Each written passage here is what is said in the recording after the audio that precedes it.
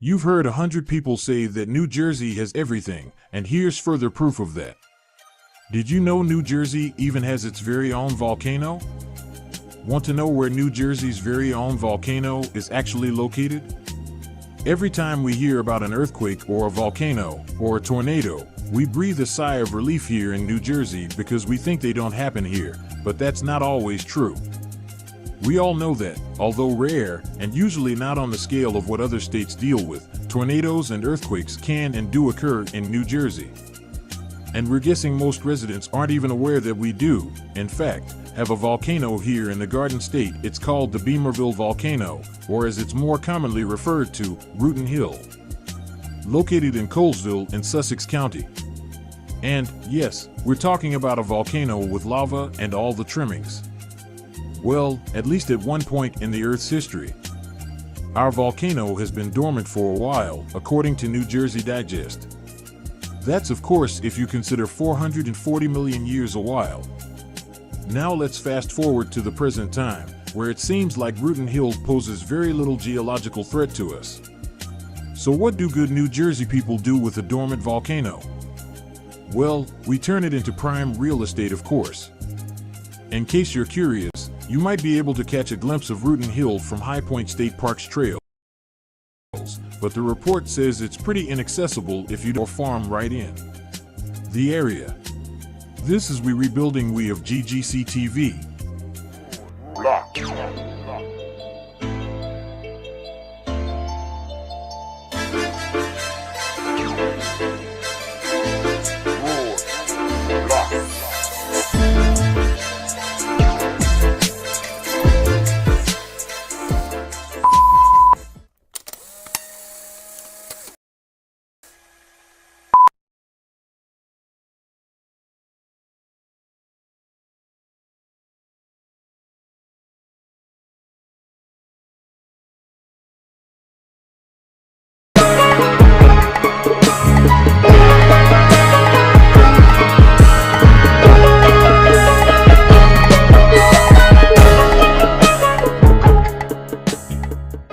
Build this beat, kick first, snare in. Yeah, that's me.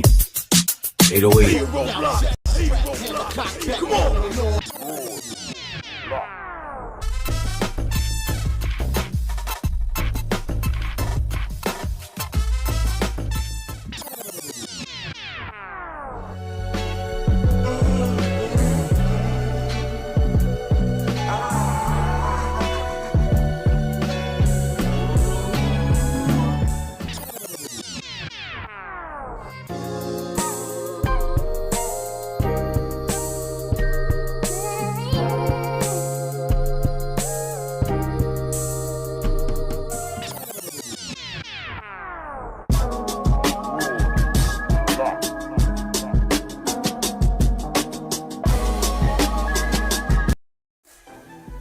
What it do, y'all? Here to talk to you about a sad situation in my city that's going on, where that a young teenager was murdered and her friend was fatally stabbed. I'm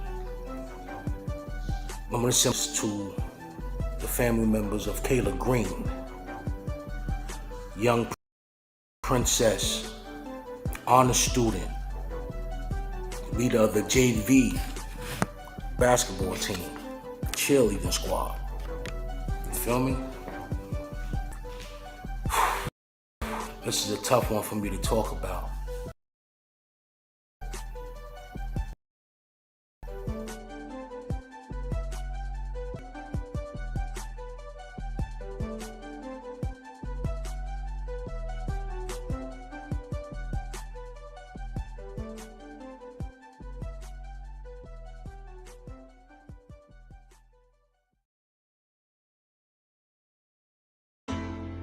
This is channel production by Low Pop Rod M of GGC TV.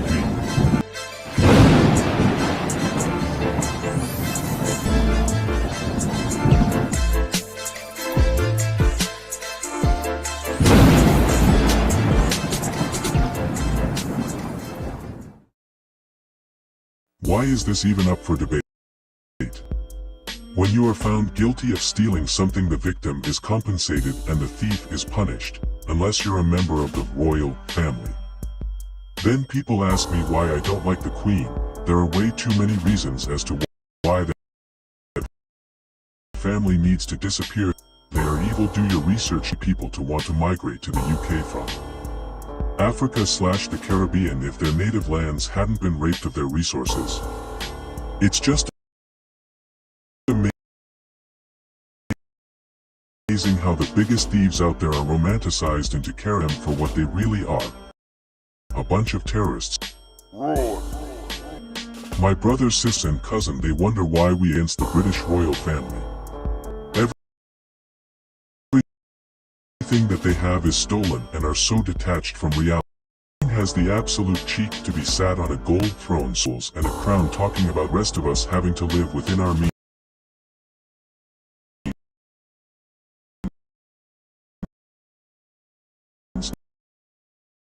And looking to make major cutbacks.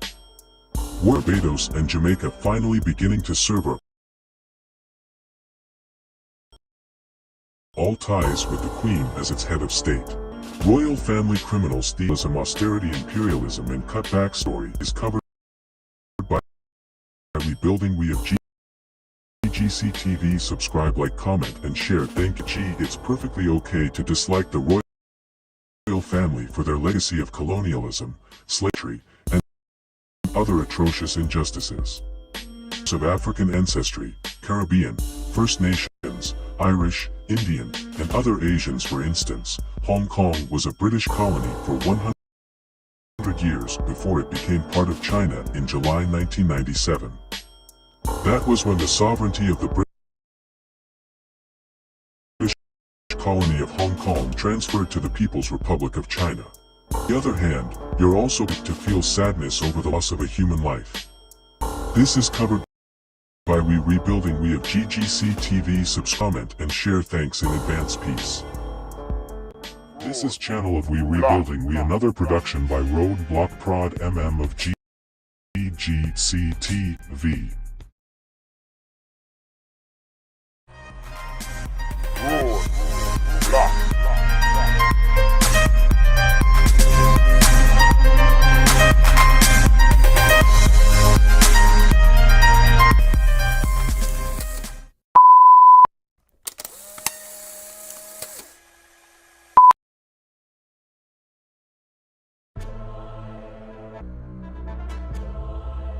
Let's talk about it. What about the hereditary of child molestation? Facts. Someone had to teach these Facts. niggas how to do this shit. Facts. You know, and what about the hereditary of all type of abusive behavior, of laziness, feeding off the system? I fed off the system, and I became not me personally. I'm just talking to myself as an imaginary person. Because I fed off the system, right? Meaning, I know chicks right now, and you know chicks right now too, never had a job. But I guarantee you they got the fucking flyest feet on you niggas ever seen. You understand? I know a chick in the hood right now, she her feet ain't never dirty. She got the Air Max, she got the 23s, with you. She never had no job. Her mother taught her how to milk the system. What did you think she was going to do? You understand? I know females that just beat niggas, meaning, yo, I'ma date this nigga, I'ma beat him out of his wallet, I'ma use this stupid nigga, you understand? Make him think I'm in love, he gonna take care of all the kids and all of that shit. You think the daughter is stupid? She's picking up the same type of behavior and the traits. Yeah, and it's true, like when you say that, because, you know, just like for instance, a young child, a male, seen his father beat his mother. Guess what's going to happen to him too? He's going to take on that also. Don't know how to treat a woman. Yo, don't know. This nigga never seen. How he supposed to know it? Bruh, it's just like a young black kid, man. Like he never seen nobody love a woman. All he know is that the OGs told him, go fuck something, little nigga. Go stick your dick in something, little nigga. Facts. They didn't tell him how to bag up. They did not tell him that there's all type of diseases out here. They just patted him on the back when he came back and said, "You hit that? All right, my nigga, you hit that shit. Okay, good enough. That's all." And this is my thing, Saladin. You got a young black male that walks around his house all day, sees his mother's boyfriend or even his father get up 10:30, 11 o'clock, go to the door, make his transactions, do whatever. Don't never go out and get a job. But then as time goes on and years go by, that same mother's boyfriend and same father is then going to turn and look at the son and really expect that son to go out there and get a job. That's what they tell him, go out there and get a job. Well, what has he been looking at? What has he been emulating? What have you been showing him for the past 7 years? You know what I'm saying? To sit there in front of a PS5 and do your transactions, not to fill out a resume, not to, you know, how to tie a tie, not none of that stuff that's gonna really help him. It's crazy. It's crazy. I learned how to tie a tie when I was 13 years old. My grandfather taught me how to tie a tie. My grandfather. Yeah, my grandfather taught me how to tie a tie. Taught me how to shake a hand. Don't got suits, man. They don't see the reason to have a suit. You understand what I'm saying? And I have to explain to people to this day, brother, you need a suit. Not just for a funeral, bro. Not just for a funeral. You do know that, right? Anything can happen, my nigga. You not just for funerals, anything. But you don't even got one for a funeral. That's the ill shit. You got to show up with your fucking Nike Airs on and you look like a dope boy at the funeral. Have some goddamn respect, number one. You understand what I'm saying? So please, everybody out there, you're old. You're spending all this money on, and when I say old, you're older than fucking 22, okay? You're older than 22, and you're spending all this money on this drip, as you boys like to call it, the drip. You got the drip. Nigga, go buy a suit. Go let somebody break out that goddamn tape measure and whip that out on you real quick and take measurements on you. You understand what I'm saying? You need that in your life. But I want to touch on this right here. Copper says, we need to teach these children about courting. Courting would help alleviate so much trauma and dysfunction. Copper, you got to talk. You got to talk. Salute. But we can't even really get to that point yet. Courting. Let me just for 1 minute, since I didn't have any time. Let me touch on what you talked about earlier, brother. Hold that 1 second. When I started listening to the music, right, and not just the rap music, you understand, the R&B from both perspectives, from the male's perspective. I mean, this nigga he just come out, I want to fuck. That's just straight up. That's what it is. It's not a thing of I'm going to take time out to hint to you what I'm getting at. I'm not going to play with it to learn you, to just, you know, entice you a little bit. I'm not going to do none of that. Bitch, I want to fuck. Is you going to slap on this knob or not? That is the culture. Let me address that. By allowing women too. I'm going to finish that because I didn't hit that. And you will. You're going to address it. Okay. That was the male's perspective. The woman's perspective. Now, what they went out and did is they hire all these women. They only let certain women through the door. You understand? If you notice, Lauryn Hill, she was fucking silent. You understand? She was gone. Do we believe that Lauryn Hill didn't want to put out any fucking music? Oh, Lauryn Hill was crazy, this, that, and the third. Well, guess what? What happened to all the other Lauryn Hills that wanted to come out and speak their piece and be a woman and be a queen? Nah, put them bitches to the side, Saladin. Bring up these bitches that shake their ass. And that's who we want to see. We want to see these bitches that's willing to shake their fucking ass and show their whole godliness on stage for all to lust after. You understand? Now, that's just the visual frequency. Then when I listen to the lyrics, I say, God damn, you just as bad as the male. So you perpetuating something that you don't even want him to treat you. You don't even want the respect, ma. Like the so-called queen, you You would rather shake your fail tether to you almost enticed by when he said, "Hey, bitch." But the first time, I'm gonna give it up to you right now, Patriot Slap. The first time I heard some talk like that in life, I read books, Donald Goines and all that shit. But the first time I seen a nigga kick game like that, I was in Atlanta, and there was a bad chick out there, and I went to go run down on her, and before I got a word out my mouth, young boy was like, "Hey, bitch." And she turned around as if to say, "Who you talking to?" But she gave the nigga rhythm. That can't go down in New York. Like, my game is antiquated. I wasn't about to say none of that, hey, bitch shit. I was about to say some old smooth player What shit, up, and Ma? she would not What's have good, listened baby? to me at all. Yeah. Yeah, hey, baby girl. Get the fuck What's out of do, here, Ma? lame ass, simp ass. Ma? Nigga, I'm a bitch. Yeah. It's crazy. Y'all crazy. Y'all crazy. Y'all It's crazy. true, man. It's true. Real quick, hey, shout out to the panel. Before I do get into this, you know I get deep, but I won't keep it. I'll keep it brief. I do want to give you your props, man. You and the 050 movement.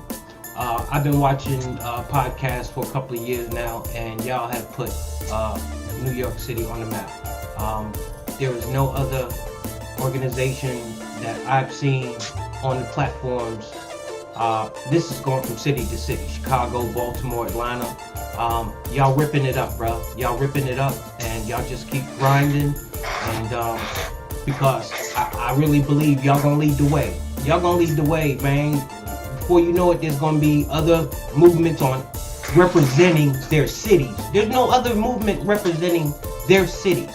Hassan Campbell, the Riff Raff, all that stuff that goes on y'all platforms, y'all all grinding, trying to get to the same place in your own way. So y'all keep doing for New York what y'all doing. Salute. But what you was talking about earlier about the police officer, rest in peace and with his family. The issue goes deeper than that. We have to understand, first off, we're dealing with people that have mental issues and things of that nature. But what we also have to understand is it's the culture and the environment in which we are trapped in. Well, not me, because I don't live there. We as individuals, we really have to sit back and understand the mental toll that it takes on an individual that goes out every day and looks for a job and can't find a job. Can't provide for kids, because in that realm you can't pay bills and things of that nature. You got to look at New York City. You got to look at what the population is compared to what the job ratio is to that population. Now, granted, there are people out there that are just fucking lazy. They don't want to go out there and get a job. But there are so many people that do not have the opportunity. And I left New York in 1985, and this goes back way before that. I remember seeing the line out there because New York is just so overpopulated. There's not enough jobs to cover 75% of the population. So in all reality, especially in inner cities, brothers are going to fall back to survival mode. They're only going to wake up so many days after days after days and look and get denied not being able to get a job. And it's easy for people that already have a job to sit back and Monday quarterbacks other people's situations. They get trapped up into the drug world to cover up the pain of not being able to find a job, thinking, okay, this is just going to be a temporary fix. Before you know it, they're hooked. But they still don't have a job. But they thought it was just a temporary fix, so it was just a little bit of money. Now they find out it's a habit. So now how am I going to take care of my habit? So now I got to rob and steal because I don't have a job to begin with. And I say that to say this. It's been a system that's been put in place for more than 70 years to condition us this way. To condition us just like this. And it's not just New York. When I first met you, I told you, I said, y'all fighting for the inner city. I'm fighting for the country because I represent every city in their inner cities, in every state. Y'all grinding for New York. I talk to brothers in New York, I talk to brothers in Chicago, I talk to brothers in Atlanta, talk to brothers in Memphis, Oklahoma, Arizona. But y'all are doing it on a larger scale. What you have to remember, y'all have to start holding people accountable for the places that you live in. I want to stop right there, bro. I want to stop right there. We say we got the I don't want to mess this up. The Shida. I think that's it. The Rashida Savage Show. Shout out to her. Shout out to Rashida Savage Show. Now, here's her comment. There are opportunities. People pick and choose jobs they will not work. Facts. Then they will blame the foreigners for stealing their jobs. Now, I agree. Shout out to Rashida. Ooh. Now, here's the thing. I've done many of jobs in my lifetime, and I don't care what it is you probably say. I probably was that. I was a dishwasher at the China Club. I was a security guard at numerous places, including Channel 13. Understand? I was a construction worker. There was a ton of things I did not want to do. I worked at Applebee's. I hated that fucking job. Oh my gosh. I was a garbage man. There was a ton of things that I did. It was not only I'm out here in these streets. You understand what I'm saying? But one thing I did notice is I noticed that Mexican man on the corner every morning. He's out there with his work bag and his tools, and he's waiting right now. If nobody picks him up, guaranteeing you can find this nigga As days goes by, I'm not at the bar at 10 o'clock, drinking on something, getting drunk. But guess what? He came out that morning. He was there and ready for the shit at 5 in the morning, waiting for somebody to pick him up. Now people say, oh, our brothers is out there too. And I'm going to say to you, bullshit. That's what I'm going to say. Bullshit. I did not see us out there in droves like that. I seen us out there on the corner doing other things. You understand what I'm saying? We did not take pride in that. There's always something to do, Patriots Lab. This is why I say, if you have a skill set, they cannot take that away from you. You understand? My man right here, not to put his business out there, he's a glacier. There you go.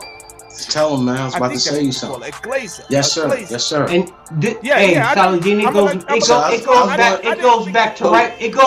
it goes right back to what I said before. Understand, I'm not saying that doesn't happen, but listen to what I said. I deal with numbers. 75%. There's only 75% ratio of jobs to cover the population of New York. So I'm going to correct you there. There's only 75% of jobs that people are qualified for. That's because I know for a fact being in IT. No, it's not being qualified. They're going by the numbers of the population to the numbers of employment jobs available.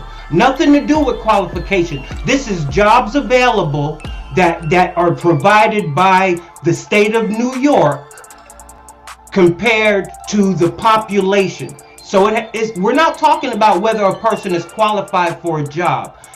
It's the ratio of the jobs. That's the recorded jobs, bro. You think come on. We can't keep jumping through hoops.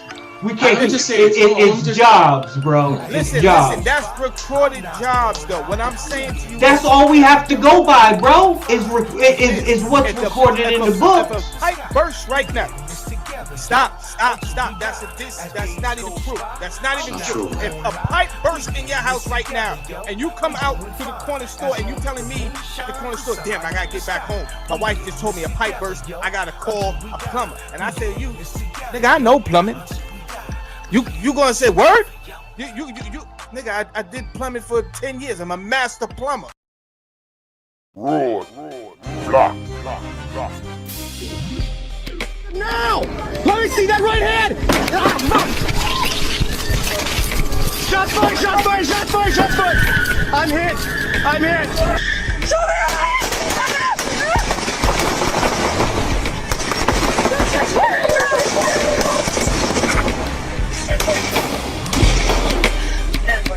He's running!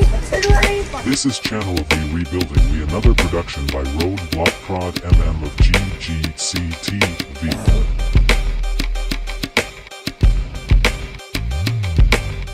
This is Channel of We Rebuilding We, another production by Roadblock Prod MM of GGCTV. Shots fired! Shots fired! Shots fired! Shots fired! I'm hit! I'm hit!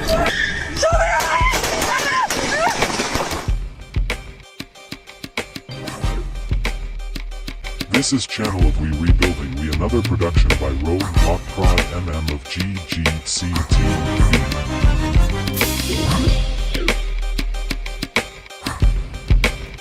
This is Channel of Me Rebuilding We, another production by Roadblock Prod MM of GGCTV.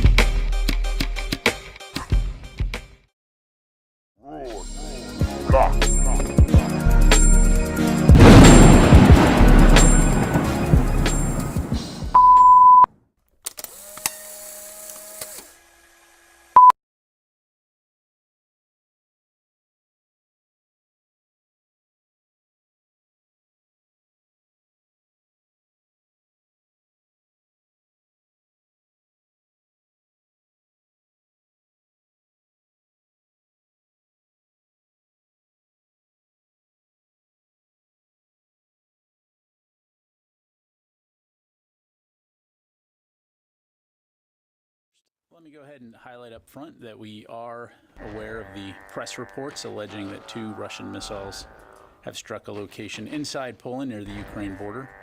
I can tell you that we don't have any information at this time to corroborate those reports and are looking into this further. And so when we do have an update to provide, we'll be sure to do so. Biden has said a few times that the U.S. will defend every inch of NATO territory. If these reports are true, what does that look like for the administration? Yeah, thanks, Idris. So, as I mentioned, we're looking into these reports, don't have any information to corroborate them at this time, so I don't want to speculate or get into hypotheticals. When it comes to our security commitments and Article 5, we've been crystal clear that we will defend every inch of NATO territory. Can this trigger World War III, my people? A Russian missile reportedly hit Polish territory and killed multiple people on Tuesday in an incident that immediately stoked fears of a World War-level conflict. It wasn't clear if the attack was intentional, although it immediately raised questions about how Poland's NATO allies will respond. Phrases like nuclear war and World War III have been floating around on social media ever since Russia invaded Ukraine in February. However, Russia has kept its attacks contained to Ukrainian territory ever since. Until now, it seems. So if Poland gets attacked, it can ask NATO countries to jump in and fight back. Russia didn't immediately explain the attack. Instead, its foreign affairs Twitter account was bragging about the capture of Ukraine's city of Mariupol while Poland and WWII were trending. Polish leaders did gather for a crisis meeting after the missile hit, AP reports. However, they didn't immediately go to NATO for help or issue a statement. In other words, it's not an automatic war, and Poland would have to be pretty bold to call for backup after a potential accident. But still, it's not a great possibility to even think about. I don't think anyone in NATO is dumb enough to start World War III over a typical Russian F***cup, political commentator Jeet here tweeted. But this stuff is dangerous and underscores why it'd be good to have robust back channels and ongoing diplomacy. NATO was founded decades ago to counter the threat of the then Soviet Union, and Russian President Putin has frequently criticized it and hinted at nuclear war if the Ukraine conflict gets any bigger. However, NATO nations have kept their troops out of Ukraine because no one, at this point, wants a major war.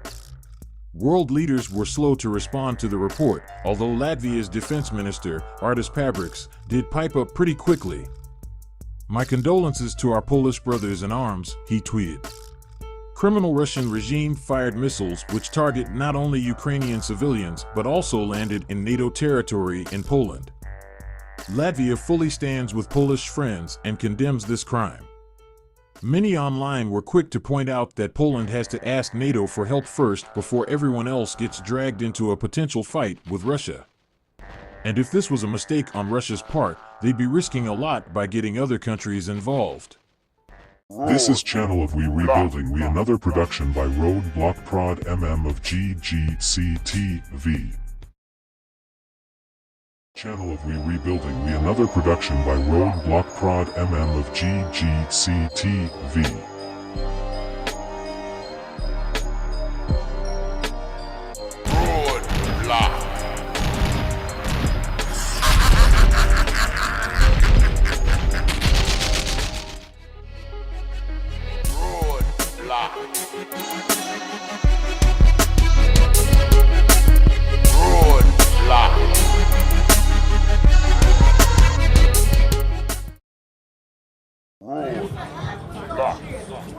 This is great grandson of We Rebuilding We.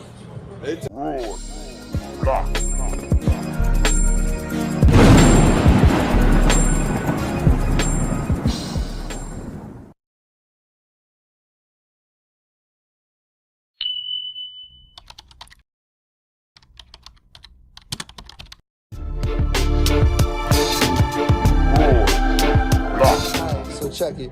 I attended the first annual McFly Fest, hosted by Muggsy McFly himself, over at Mangoville Yard in Mount Vernon, New York. Admission was that you had to be dripped in McFly fashion or cop a ticket at the gate. There were pop-up shops, games for the kids, free cotton candy, drinks, live performances, and of course the fashion. Music had people in their vibes throughout the whole event. And you know Muggsy had to set the tone. You see Jazz and T-Mac talking that money, and the dancers was definitely in the building. Well, then we had this guy, he was turned. Customized McFly treats was available, cupcakes, cookies, and whatnot. Then the stars arrived. You see Annabelle, T-Mac, and crew. And well, this guy was out of this world. Photographers was everywhere working to get their shots. You see McFly posing. I tried to catch Justin lacking, but he was on to me. Then the performance started, and well, you see the crowd starting to get into it. Muggsy showing off his dance moves. Then Annabelle hit the stage, performing her new single, Different. Stay tuned to make sure you don't miss out on the next McFly Fest. With the family right now, you heard? That's why when you at this age, you see other motherfuckers that's your age, they ain't nowhere, they ain't even in your vicinity. They can't do shit. Exactly. They on dialysis? Or something like that. They doing something like that. Yeah. She moving and shaking. The steps are good. Stick with them steps. Notice for We Built the War.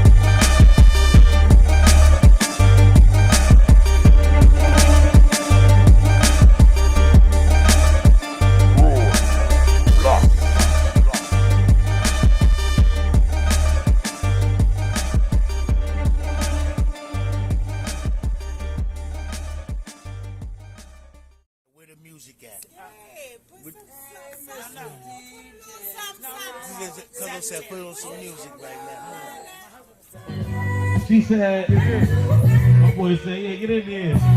Got you, my boy. What we doing right here?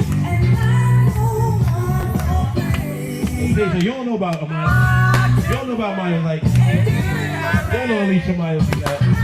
You're the only one you know, Pedro. You're the only one you know. You don't know all the Alicia Maya songs. You don't know all the Alicia Maya songs. You don't know about this. On your phone ain't got shit on this, my nigga. That phone can't help you, nigga. The only thing that phone can tell you is what the name of this shit. This shit don't want a battery though. I'll take it there. You don't know about this thing right here. Hey!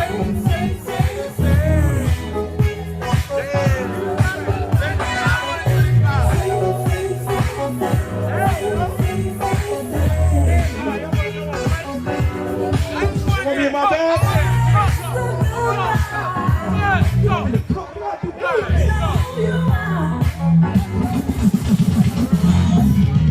Hey! Whoa, I want to be. Wait, what the fuck is happening? You wow, man.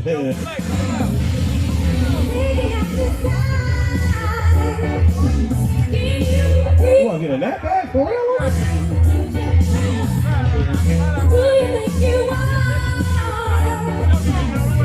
Hey yo, Scratch, this boy's busy. This boy get busy right here, Scratch. Get him out of there. I'm gonna pack him up.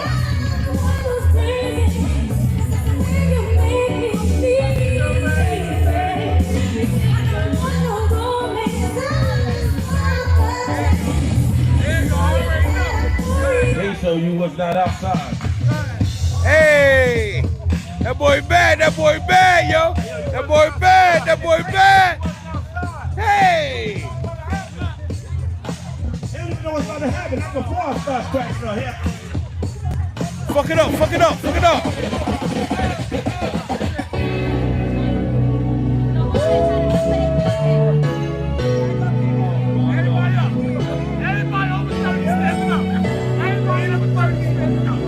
Hey, yo, hold the fuck up! Hold up!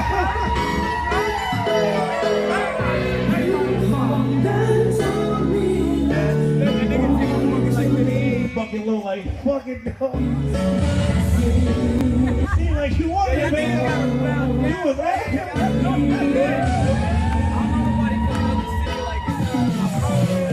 I need this part. This part right here. That's the part you make sure you get some. I need that. He told you. Then you started. Oh, baby. Right out.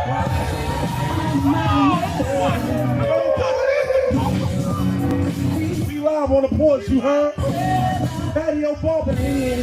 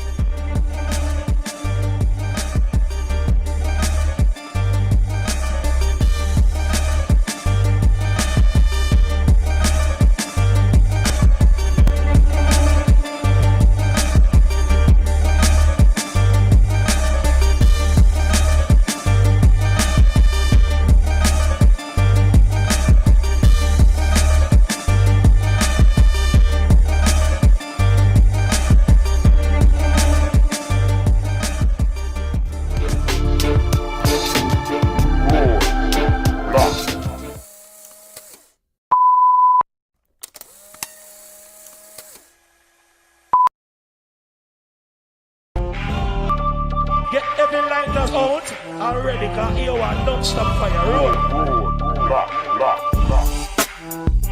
This is Channel 3 Rebuilding Me, another production by Roadblock Prod MM of GGCTV.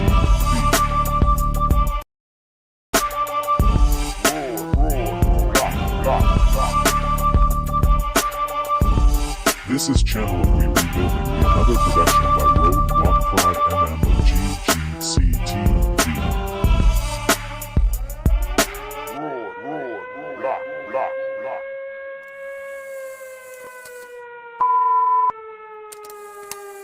great grandson of We Rebuilding We. This is Channel of We Rebuilding We, another production by Roadblock Prod MM of GGCTV. Yeah, y'all. Back again. It's been a minute, but I'm back again. You feel me? Back in effect. You know, we got some things to talk about today, man. It's really about the tipster. All right, we're gonna come to you with some official things that we talk about, like as far as what Tony Yayo said and how what he agreed upon. You get what I'm saying? He went with and agreed with Boosie saying that tipster is a rat, and he agreed upon Boosie dropping the album because that guy told on his dead cousin. Feel me? And then we're gonna get back into it again. We have brothers with talent who sing and share their pain on beat, on wax. You heard? But like I said, yo, this is great grandson of We Rebuilding We. Let's go.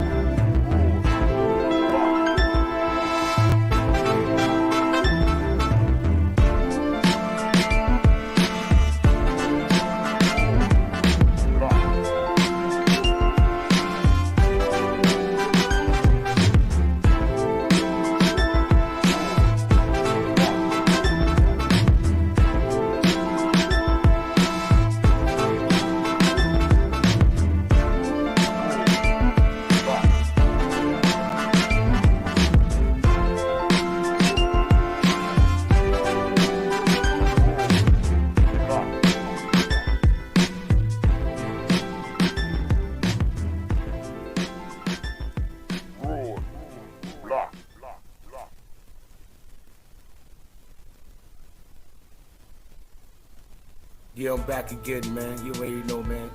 If you just stepped into place, man, press that like button, man. Subscribe and share, you heard? But yo, we're gonna talk about these things that's going on, man. You heard? We're gonna get right into it. So, got this right here from Vlad. This is for fair use only. Fair use only, you heard? We're gonna get into this real quick, all right? This is Vlad interviewing Tony Yayo and how he felt about Boosie comment against T.I. So we're gonna check it out real quick, you heard? Word up to his great grandson, man. Let's go. Like yourself, right? You would never cooperate. You would never tell. And what's interesting is that just today the split dropped with Boosie. Now remember, you and I talked about this in our last interview. T.I. did an interview, and he said that he told on his dead cousin, okay, right, in order to get out of a gun case when he was younger, right? But see, for me, when I talk to my lawyers just say shut the fuck up and don't say nothing. So that's how I'm trained. You heard what he said. When you talk to your lawyers will tell you to shut the fuck up and don't say nothing.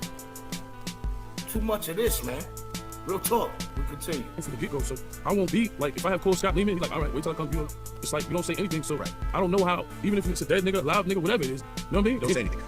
I mean, my lawyer's gonna tell me don't say nothing, and I just think that's the best thing to do. Well, here's the thing with Boosie though, because this makes it a little bit unique. So, in a previous interview, I brought up the whole story of Terrence Gangster Williams, for example. Boosie went off. Boosie went off on him and still said he's a rat. You know, that's still telling, whatever else. You know, that's how that shit go, man. You stay solid, nigga. Some of us gonna make it, some of us ain't. Real talk, man. You speaking real talk, man. You know, you shut your motherfucking mouth, man. I don't give a damn, man. Dead or alive, man. You don't talk. You don't talk. I don't care how much a lot of brothers think it's official to do that. Even if you told on a dead corpse, you still an informant. Talk your shit, boo. Let's go. That's just how it gonna be. You know what I'm saying? You can take that gangster shit off your name, man. Real shit, man. That shit hurt me when I heard about that shit. You know, cause you know how all the niggas in that city, stand up for gangsta in Angola, man. Niggas talk highly of this man. You know, they stand on this nigga name. You know, and that shit hurted me to hear that nigga was out of jail and that nigga done got down. Cause the niggas in that city, they stand up behind that nigga. When I say Lee Luke, when I rep Baton Rouge and all my niggas, they when they come up, putting down and staying silent and putting in work in the streets, they say gangster. That's one of the names they say, and that nigga fuck that up with real niggas in the penitentiary. So, real talk, man. Down in Baton Rouge, man. Real talk. I got family that live down there, and Boosie got a lot of respect down there. You heard? That's a true fact. But we gonna continue. If he just came in, press that like button. Shout out to Vlad TV. This is for fair use only. Let's continue, Tony A. Oh, the thing is with Boosie is that Boosie and T.I. had a mixtape that was coming out. Okay. That's just they had to have a collab. They have a collab mixtape that they were putting together and so forth. Yeah, I remember that. And everyone was like, yo, see if Boosie has that same energy for T.I. because that's his man. They go back, their kids play together, whatever else. They got a mixtape coming out together and so forth. Well, how is Boosie going to react when you bring that up? People thought I wouldn't bring it up, but I brought it up. You want to see what happened? Yeah, what happened? Let me play it for you. I wanna hear what happened. He responded. There's a little bit of back and forth, and that was the end of that. But since our last interview, there's a podcast that came out with your man T.I. Yeah. And he talked about a somewhat similar situation. He said that him and his cousin ended up... Yo, listen to Boosie. This dude is mad funny, man. This dude is mad funny. Listen to him, man. Catching a gun case. His cousin died, and he cooperated against his dead cousin and made that gun case go away. So all through the comments, when that came out, was, hey, Boosie said what he said about Terrence. How does he feel about the situation with T.I.? Well, I feel like the situation with Terrence, I don't even know if that's true. Because I got people won't come to Vlad TV and talk to you about Terrence. Okay. But so I don't know if that's true. With the T.I. situation, if he dead, you a fucking rat too. I don't spare no motherfucking body. Because if you doing anything wrong, you doing anything criminal, and you cooperate with law enforcement to get you out of trouble, that means you're cooperating, that means you're a rat. But I'm gonna tell you like this, when I saw that, I think T.I. fucking lying. I think he went up there and just got to fucking talking. You think something happened at 17, 18 years old, right? You gonna hold, how vocal he is, I've been around this, you gonna hold that in all them damn time?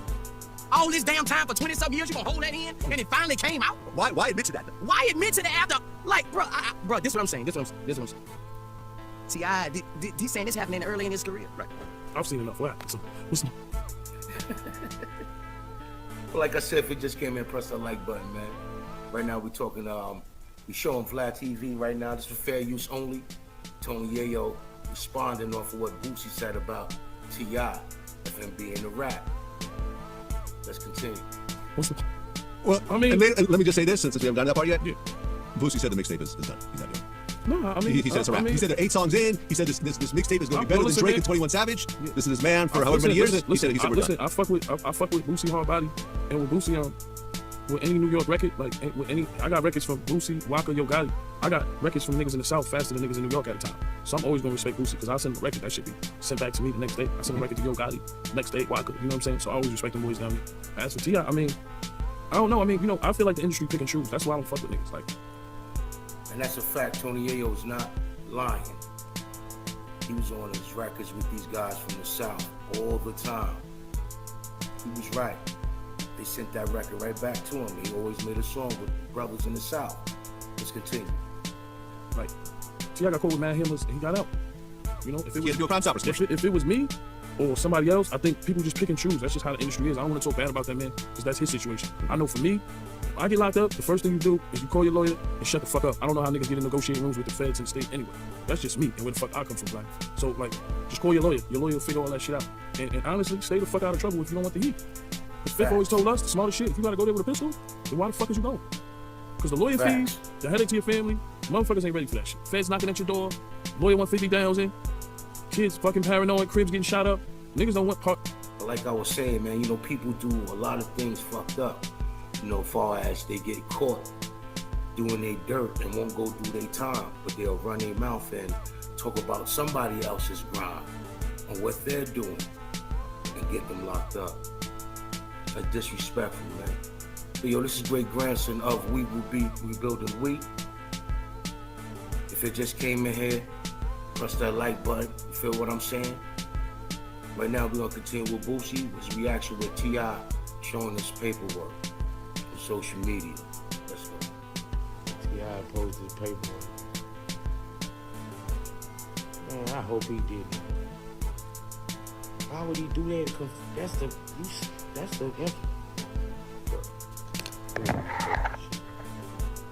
would he post his paperwork showing you who did it? That's even worse, bro.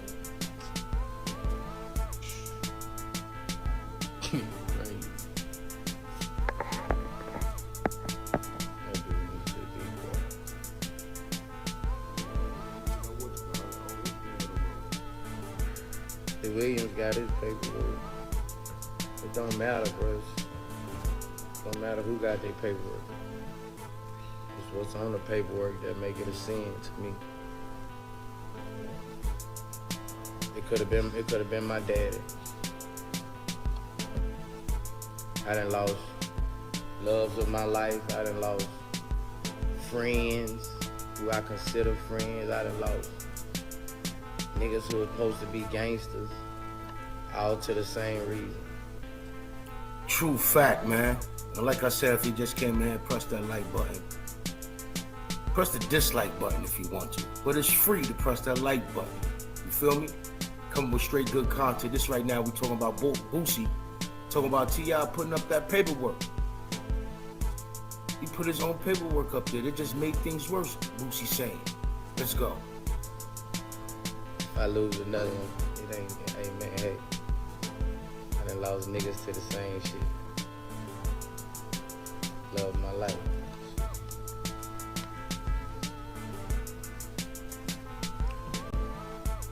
We're gonna go for it.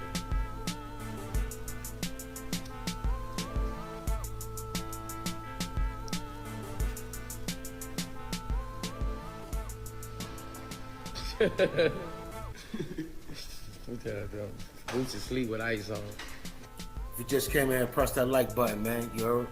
Press that like button if you just came up here, man. Word up. Right now we got Boosie talking about T.I. posting his paperwork up on social media, saying just made things worse, King. Word.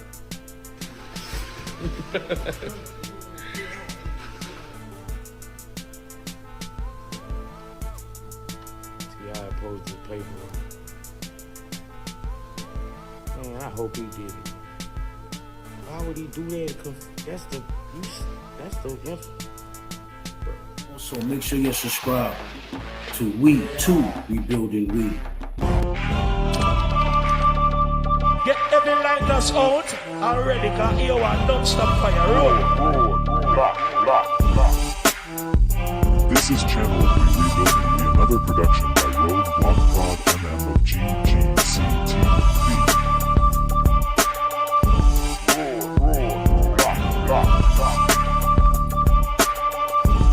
This is Channel 3 Rebuilding Me, another production by Roadblock Prod MM of GGCTV.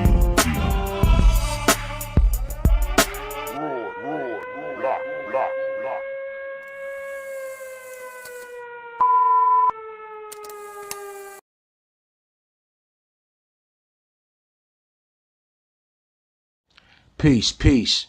This great grandson of We. Let's go.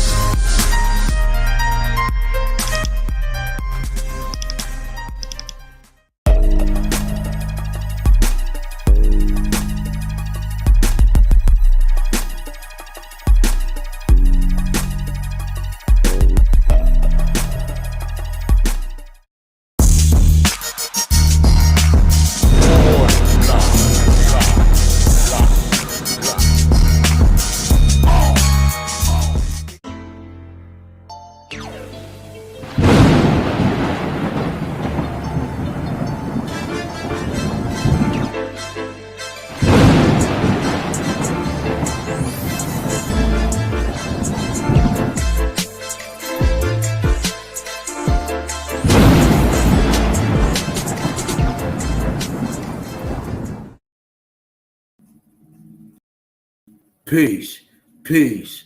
Assalamu. This is great grandson of We Rebuilding We. We having a reaction video right now.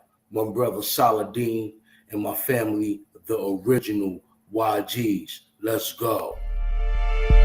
Get every lighters out already, cause you want don't stop fire. Roll.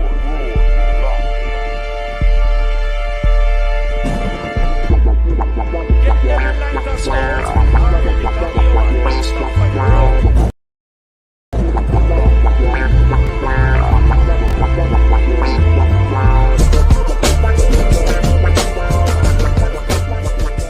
So as you say, New York City, yo, we sitting here, motherfucking Peace, yo. Avenue, Boston Post Road and shit. We This shit brings back so many memories, man. It's crazy, man, you know? But at one time and shit, you know. I want to say peace to my brother B.I., my brother Mancy's older brother, you know what I'm saying? Like back in the days, I got some stories, you know what I'm saying? Like, the rest in peace, the big horse. He came home with his tooth missing. I'm like, yo, what the fuck happened to your tooth, man? He was like, yo, Neff, me and B.I. got into it.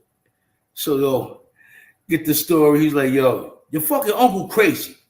Your fucking uncle is crazy, Ox. You know, hood stories, man. Well, we gonna continue, man. This is my brother Saladin and the YGs. Let's go. Niggas had some serious problems right here, man, you know. But I'm gonna take it back, man. I'm gonna take it back how it originated. It originated from this. I'm saying the 80s and 90s, you know, keep in mind, I'm on a small 4 square miles. So 80s, 90s, Eden Wall and the Valley niggas, they was on their robbery shit. And not for nothing, you know, giving them their props, I guess, they was eating off of my running niggas. You know what I'm saying? That was basically their hustle, you know? So it came a point where they killed a brother from Mount Vernon, God bless him. And my brother niggas just was like, yo, fuck the niggas, man. We fed up with them niggas, man. You know, and from then on, like, it's crazy because 7th and 3rd, you know, that's where niggas used to be at. Niggas was armed out there every night. Like, nah, them niggas come through again, it's on. You know what I'm saying? So, real talk, man. I ain't gonna lie to y'all, man. That man ain't lying. 7th and 3rd used to be lit. GHP used to be lit. 1st and 3rd used to be lit. 8-9 Crenshaw over on 8th Ave used to be lit. Brother used to have them things out, man, because it used to be lit in the hood. After one of the homies got smoked, there was no more games after that. There was no more games. You know, Mount Vernon got family in Brooklyn, Queens, and also in the Bronx. That joint had to stop. It had to stop, man. Let me continue, man. what happened anyway, we all used to go to the skate key. That was right around the corner on Allerton Avenue. You know? That's the original skate key. So we all used to go to skate key, chill out and shit, you know. What happened was they seen, Kenny and Tom had seen one of the dudes from the Valley who had robbed somebody from Mount Vernon. So they approached the nigga like, yo, what's up with your man? You know, so, you know, mind you, the Valley niggas is like, fuck y'all niggas think y'all are. We do what we do. So, long story short, motherfucking Tom knocks the nigga out. Now, we in the Bronx right now. The whole fucking Bronx is in that fucking skate key. They see their man on the floor knocked out. Motherfuckers is forming. Motherfuckers is forming like a motherfucker. You know? Long story short, niggas start rumbling. We outnumbered like a motherfucker. We go outside. When we get outside, nigga who with us, he see we outmanned, outnumbered. Mind you, the police, no exaggeration, is right there. He just starts letting off. Bang, bang, bang. You know? So that right there gave niggas enough time to do what they gotta do and get away, right? So niggas went back to the field and motherfucking, you know, they formulated like, yo, we gotta go back out there, you know what I'm saying? So make a long story short, that following week, we all met right here. Now let me see. All this shit right here.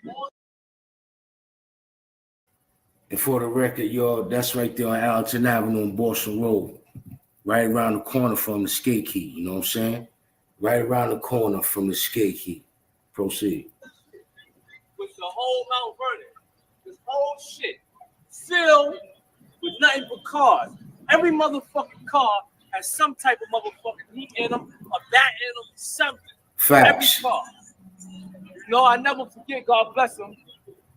My man, he passed away, but he had the motherfucking long trench coat on, and he had the motherfucking sawed-off shotgun. Like anything move that I don't like, you know what I'm saying? We gonna let it go, you know. But this was the unity that we had in Mount Vernon, and it's crazy because, you know, they met right there, they was talking right there, whatever. But yo, we were so strong till they respected our presence enough to say, yo, we gonna squash that out of respect. Real talk, man. You know what I'm saying? Keep it real talk, man. Because Mount Vernon is 4.2 square miles. So we have family that actually lived in the Bronx and all that. They had to squash that. They had to squash that, man. Because family knew family.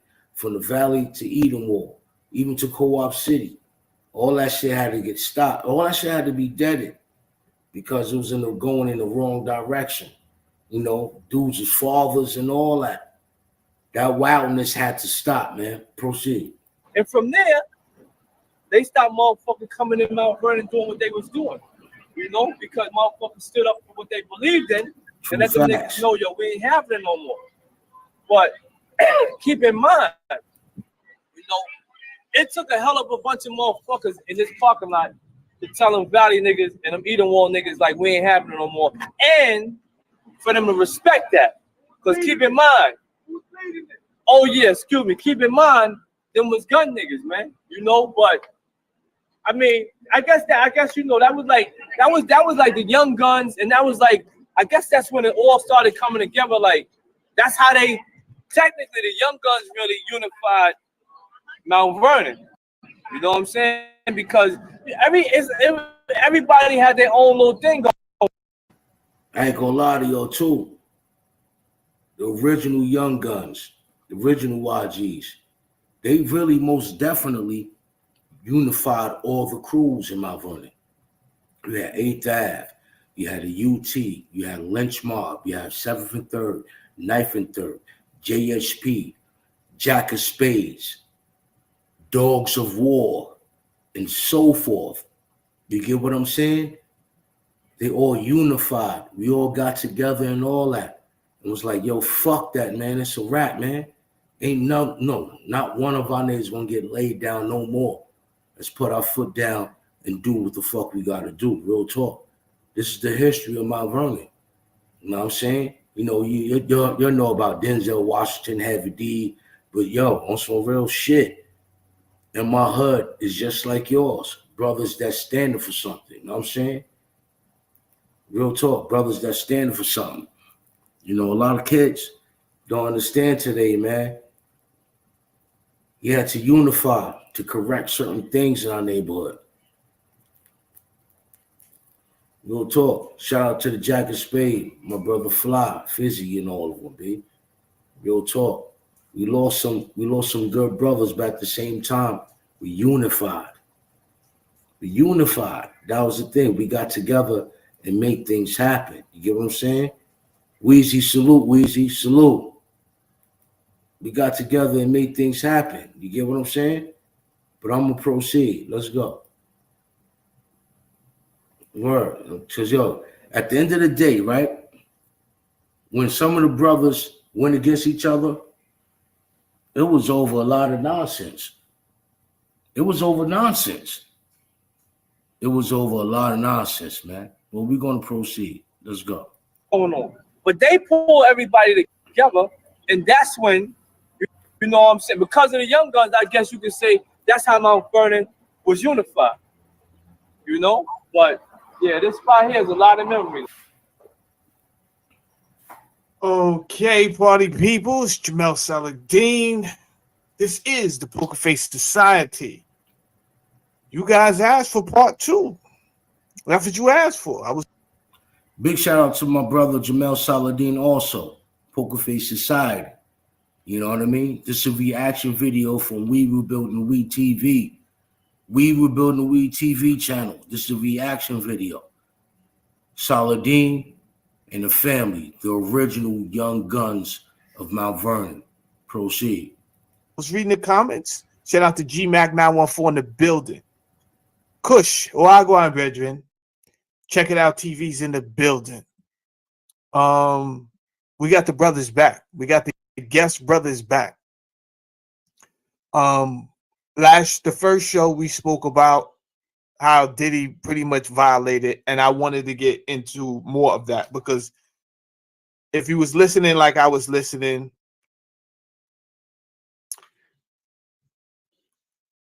Ali, Tom Guest had went down to get Diddy to work with him on something for the community, right? But there's a whole piece there that we missing, right? Somehow he flipped on Ali, but that's not what y'all missing. What y'all missing is how did they go from the Young Guns to Ali?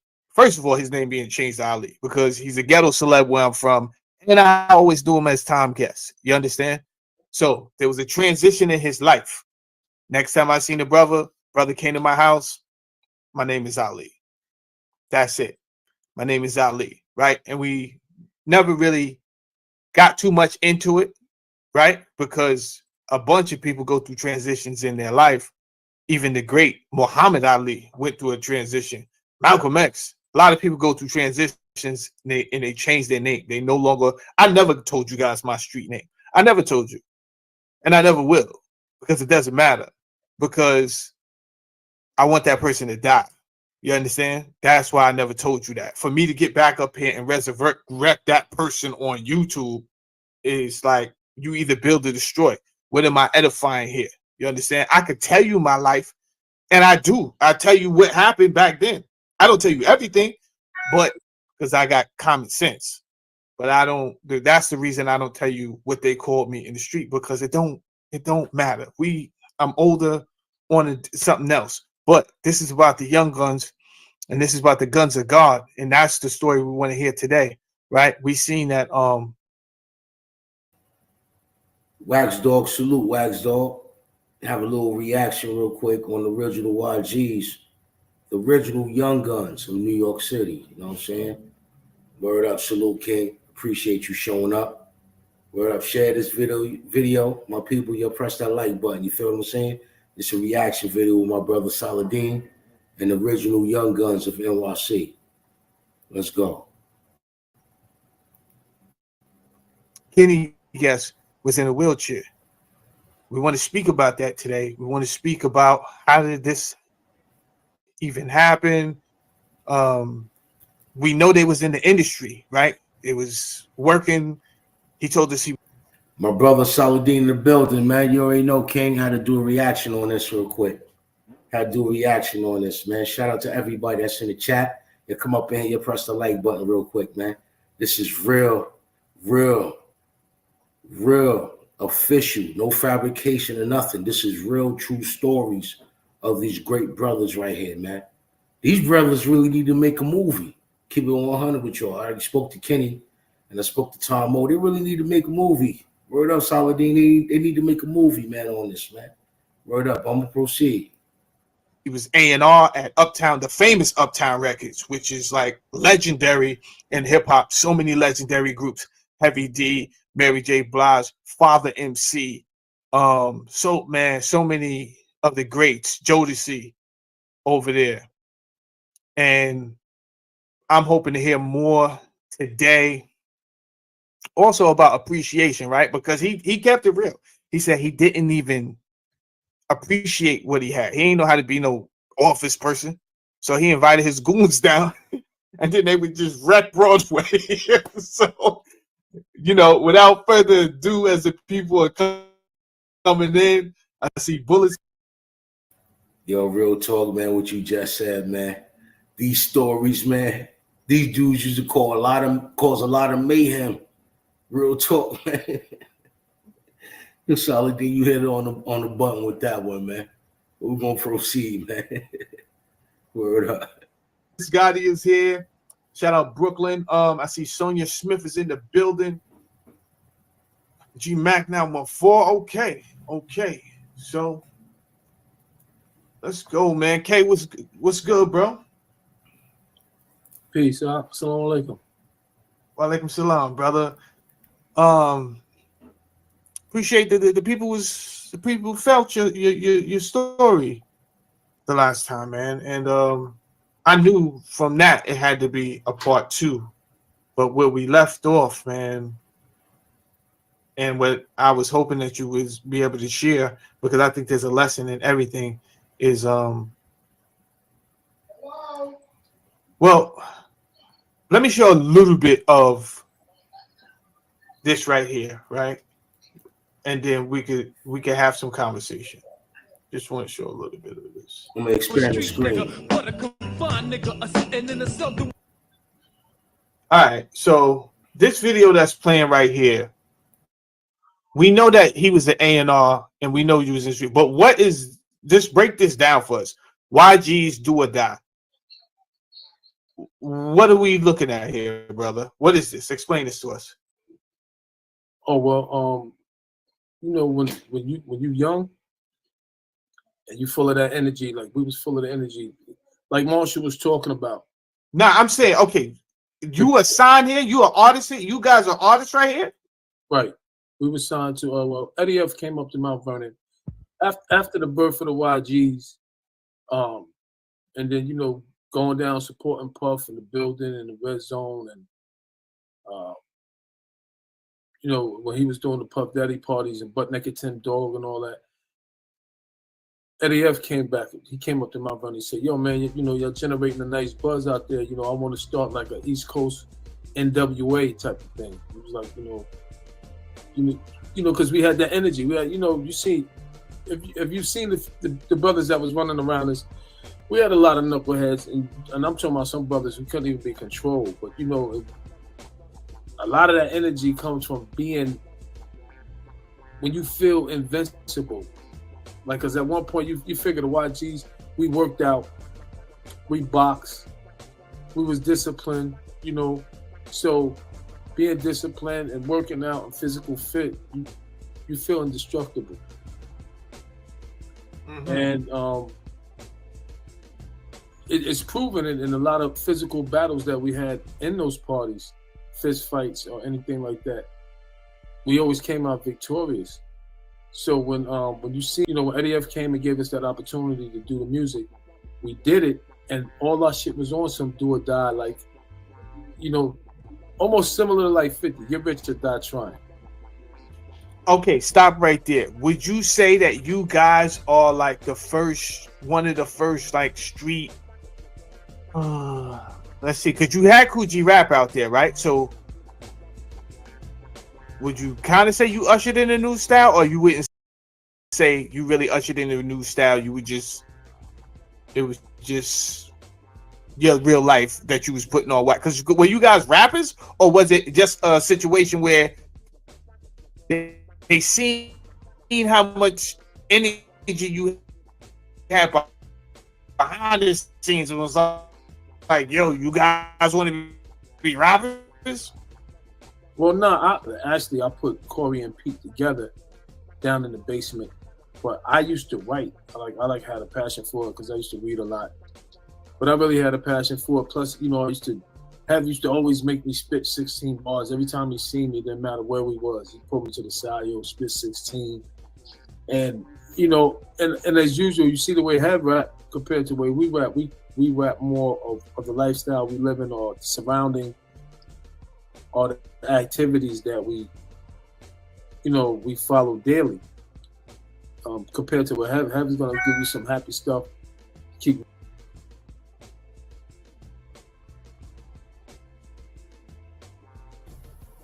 Let's talk about it. You know what I'm saying? Head was on some happy lyrics. That was for the community. That was for the industry. You know what I'm saying? Word. He had the lyrics. He had the lyrics to grab the people in the industry, you know. But these dudes were street niggas. Street niggas. This is what these dudes was. They were speaking real life situations. This is back then. Shout out to K and Ali, man. Word up. You dancing and bouncing, and I'm gonna tell you a story on somebody getting mugged or shot or stabbed or something. You know, the same thing you hear now.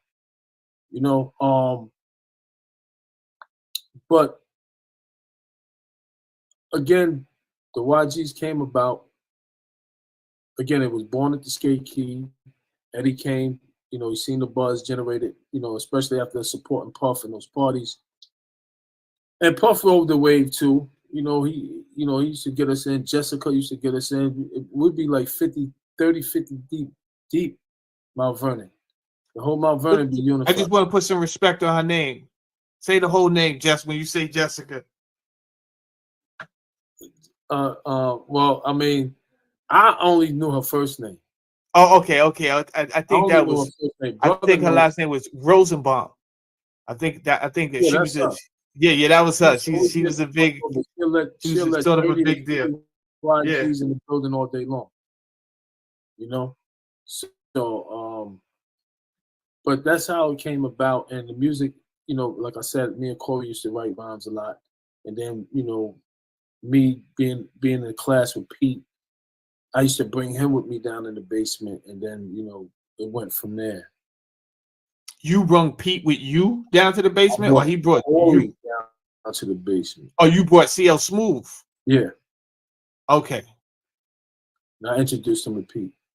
How did that? If you don't know what the basement is, that's on Hillside in the Heights. If you don't know what the basement is, next door to Heavy D crib was the basement. I've been in the basement. That's how I learned how to use the SP in the basement. I lived on Brookside. They lived on Hillside. I used to go through there with my uncle. Shout out to Pete Rock, man. One of the legends. Word up, one of the legends. Shout out to Pete Rock, man. But we gonna proceed, man. Mount Vernon memories. How'd you get squeezed out of that situation? If you introduce CL Smooth to Pete Rock, Some people play chess better than others. Heard you. You know, you got to look like my era was, and I tell my brother the same. Our mistake was trying to bring everybody with you. You can't bring everybody with you. Yo, that's another thing I want to say to you. Real talk. I'm gonna put this camera on so you see my face. The Vernon put Diddy on to game. I'm gonna say it again. The Vernon put Diddy on to game, man. Have put Diddy on, y'all. Real talk, man. Have put Diddy on, man. But yo, check this out. If you want to watch more of this interview, you'll go to my brother's channel, man. Poker Face Society.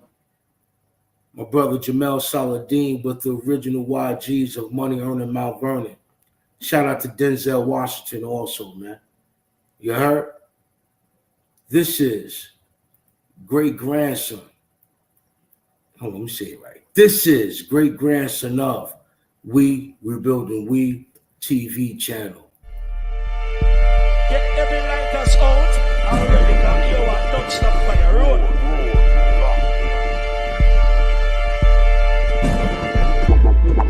Get every lighters out already, cause you are don't stop by the road.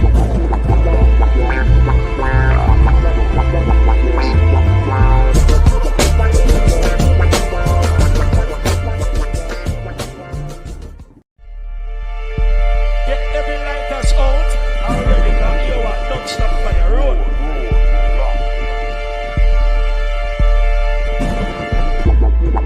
Get every lighters out.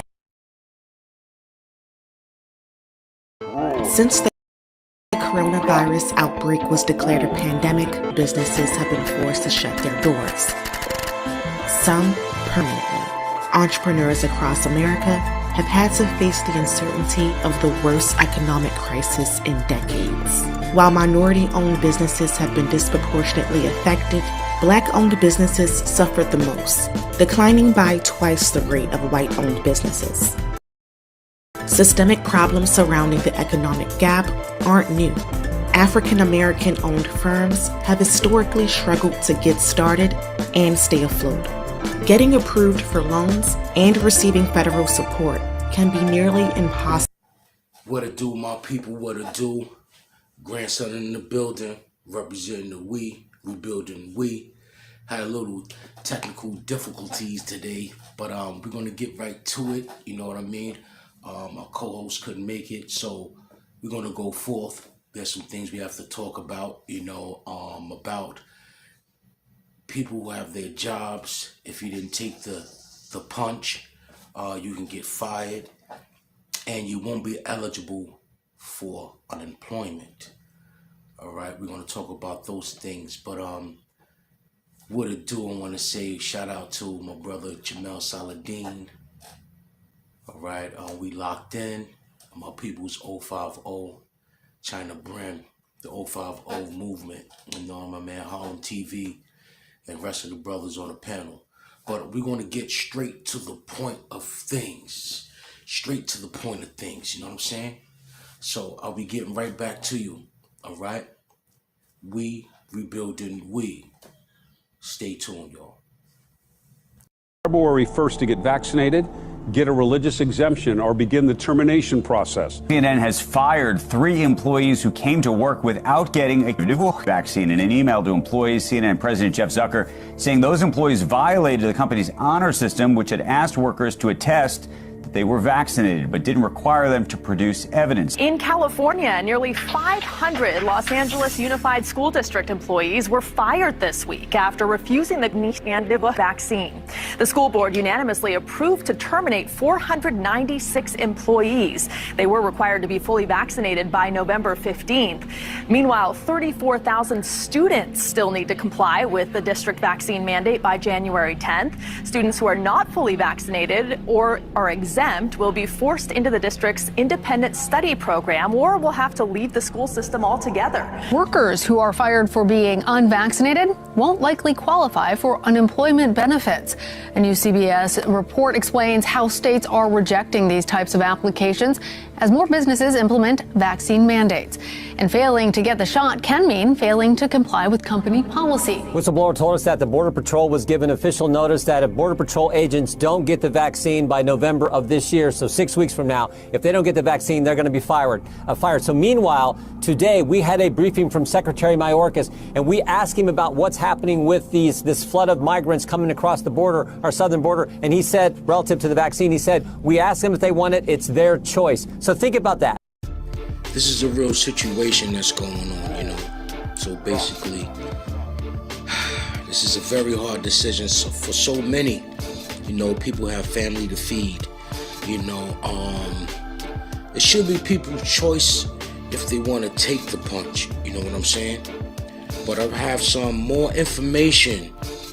If you're going through that, I have more information for you guys. Check it out.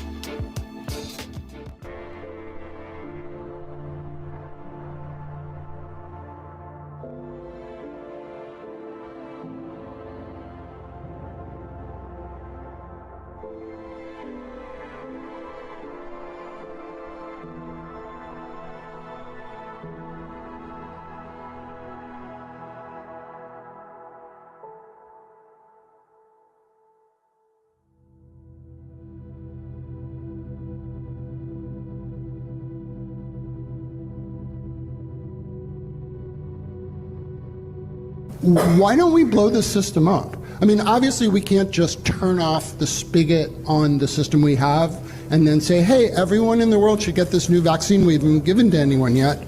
But there must be some way that we grow vaccines mostly in eggs, the way we did in 1947. In order to make the transition from getting out of the tried and true egg growing, which we know gives us results that can be beneficial. I mean, we've done well with that, to something that has to be much better. You have to prove that this works, and then you've got to go through all of the clinical trials, phase 1s, phase 2s, phase 3, and then show that this particular product is going to be good over a period of years. That alone, if it works perfectly, is going to take a decade. There might be a need or even an urgent call for an entity of excitement out there that's completely disruptive, that's not beholden to bureaucratic strings and processes.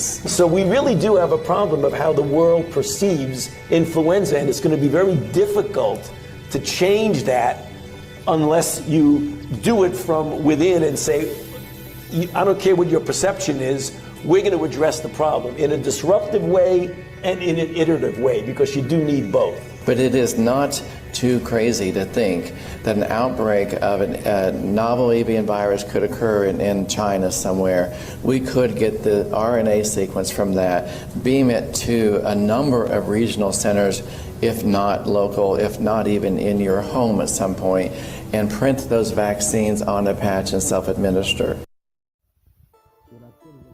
Just now, It's a real sad situation.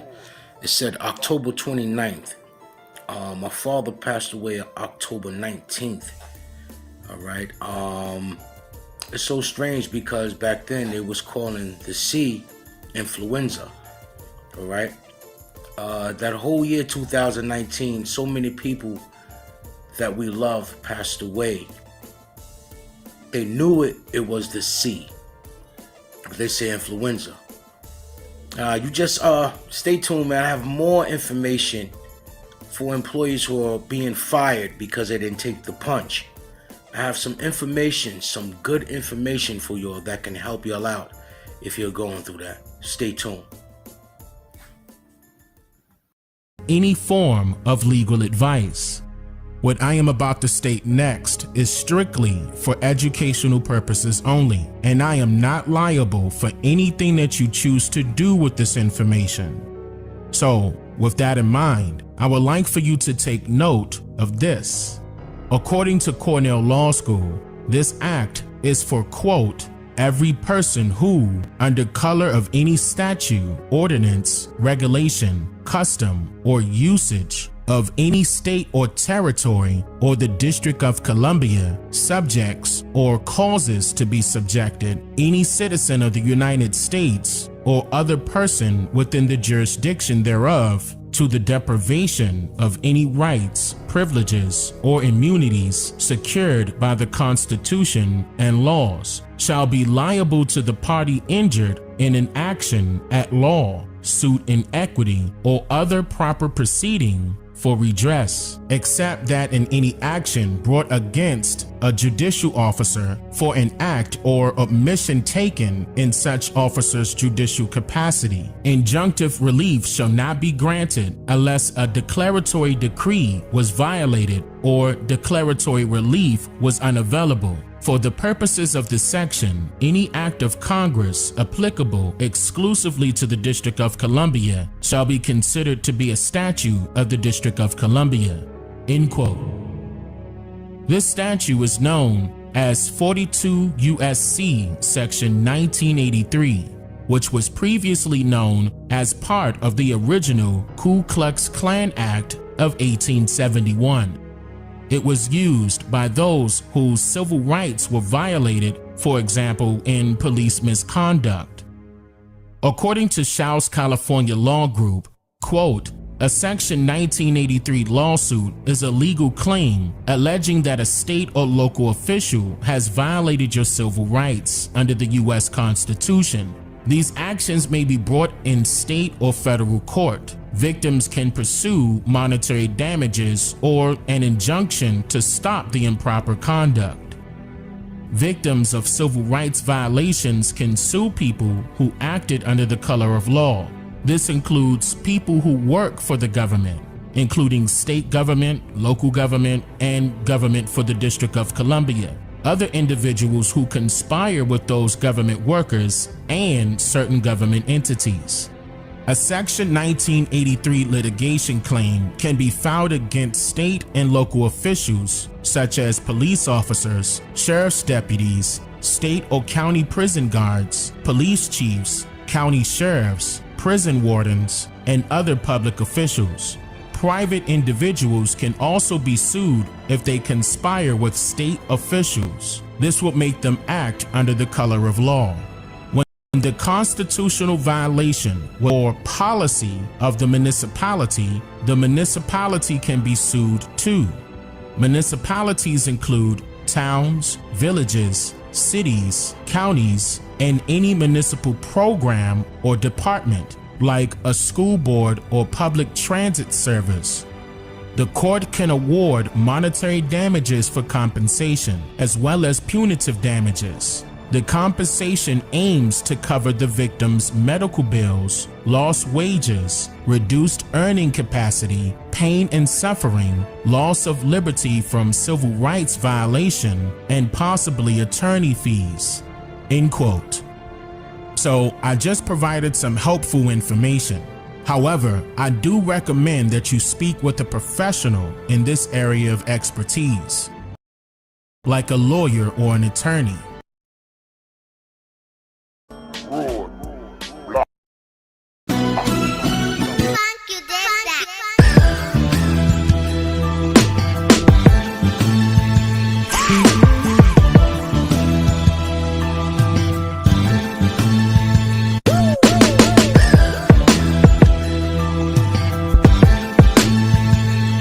This is Channel of Rebuilding. Get every lighters out already, cause here one non-stop fire. Road.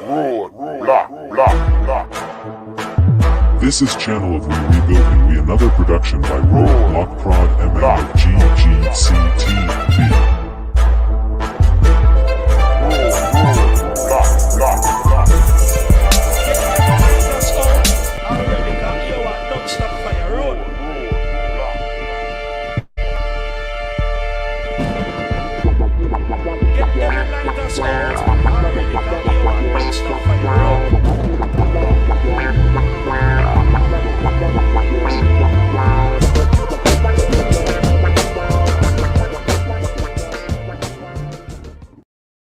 In the second week of May 2014, British soldier Vivian Cunningham was drugged and institutionalized against his will.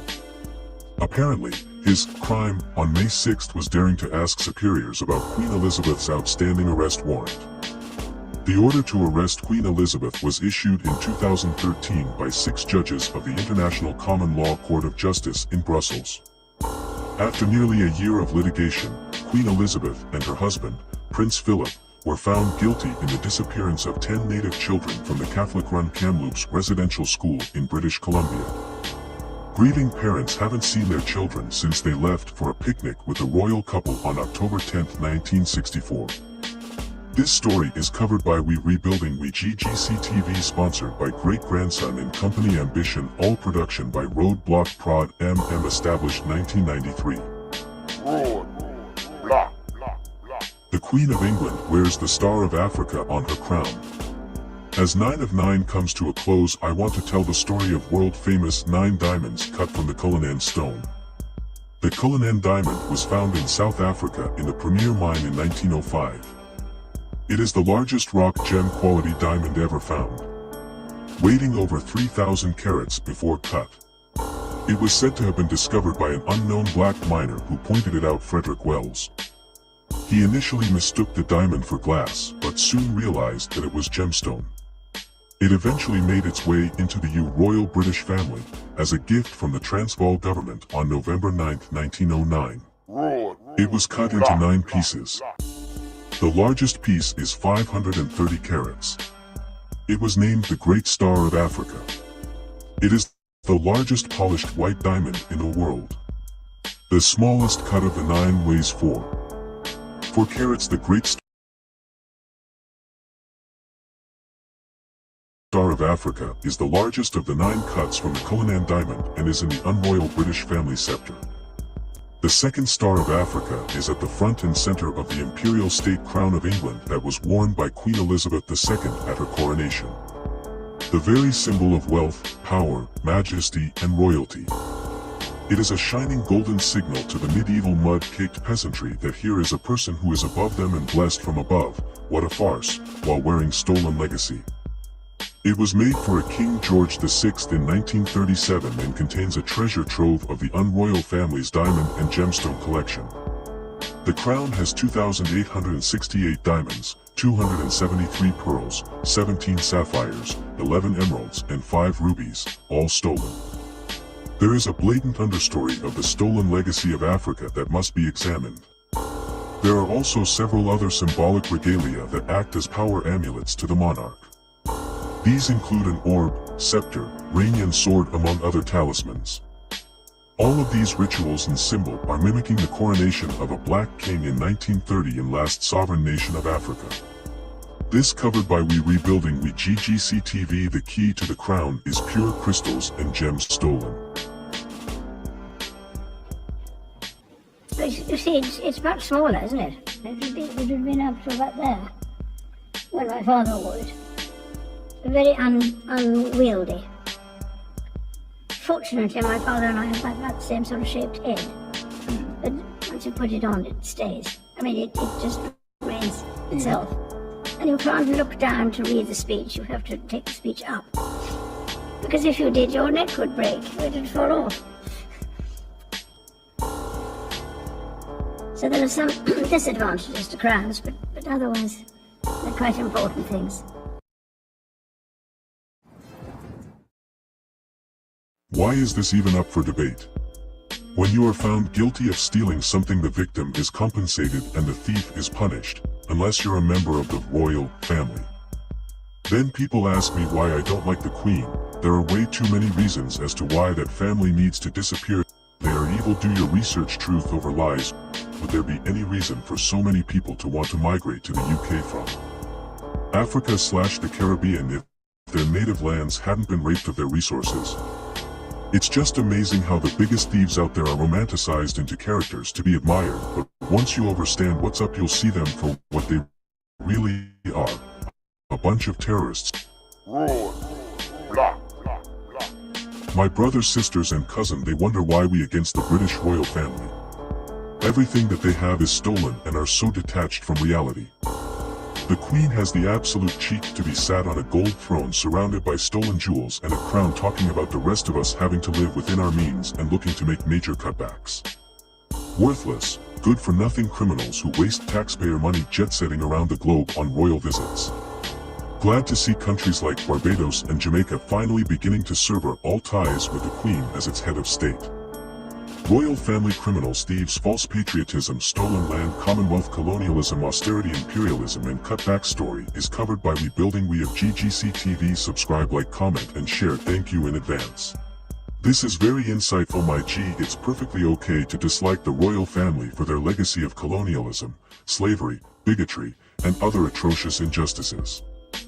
This affects those of African ancestry, Caribbean, First Nations, Irish, Indian, and other Asians. For instance, Hong Kong was a British colony for 100 years before it became part of China in July 1997. That was when the sovereignty of the British colony of Hong Kong was transferred to the People's Republic of China. On the other hand, you have to feel sadness over the loss of a human life. This is covered by Rebuilding We of GGC TV. Subscribe, press like, comment, and share. Thanks in advance. Peace.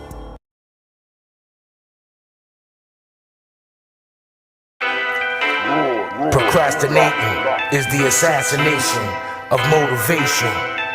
This is great grandson of We. Rebuilding We. You want that great content? Hit that subscribe button.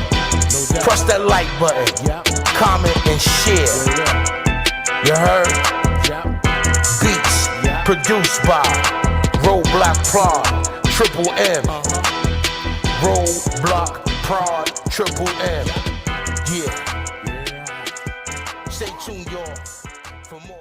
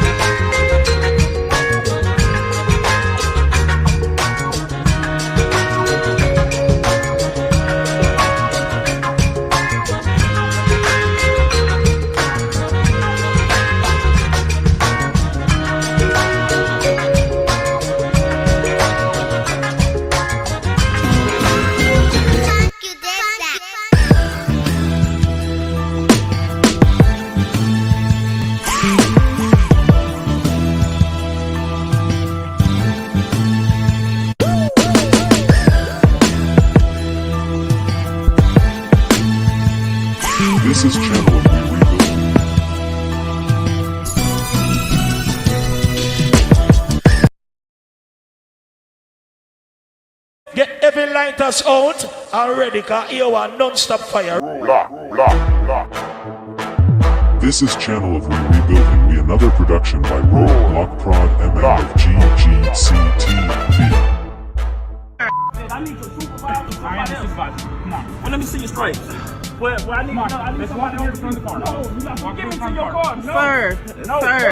Put my yard on my property. Calm down. Stop. Calm down. Stop. You stop. Who are you looking for? That's His name is not Quentin. You think I'm because I got grants or something? You just pulled up in front of my fucking house and told me I got a warrant in Louisiana. So what? That's my fucking dog. That's our dog. That's our dog. Go in the house. Our dog. Don't you touch me while you shaking. You need to step back and calm down. No, that. Get my phone out of the car. There you got him running. Get my phone out. Calm down. Calm down. Calm down. That's not him. What's wrong with you, man? Not him. She can see this lovely phone. Oh my God. No, what? My name. You ain't got no. No, please stop. Please stop. Please leave him alone, please. No, listen, that is not him. No. Get off my yard, man. No, you need to get the fuck out of my yard. You just said I'm somebody named Quentin. You got grants in your black? Come on. What the f is this? Okay, come on. Nah, fuck that. But now you want to leave, right? No, I want to do reporting. Nah, you need to get somebody here that's over you because you just made the biggest mistake. Why the f you put in front of my yard? Come on. Because I'm black with dreads and tell me I got a warrant. Okay. No, he just racist. my kids was out here. No, them f***ing kids.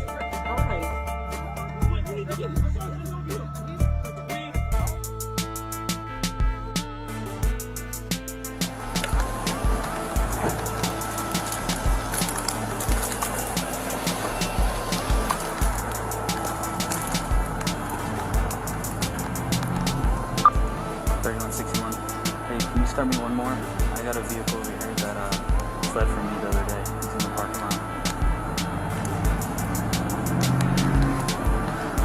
Yeah, 4. Get somebody else on 3230, go inside the way over there with 3161. It's gonna be off of 11700 blank over to the McDonald's. And 3161, you want him running code? 10-4. License plate.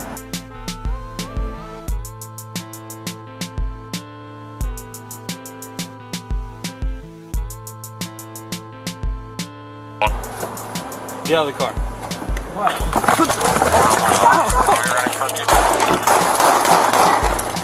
Shots fired! Shots fired! Shots fired!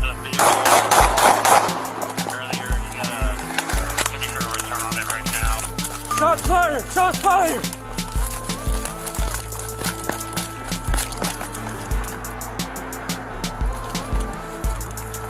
For shots fired on 3161, 11700 Blanco Road, code 320. This cop is arresting passersby for a comment. You're blocking traffic, sir. Bro. I'm doing my job. Okay. We didn't say nothing to you. Now I'm saying it to you. Since you're here, I want to see both of you IDs. What? What?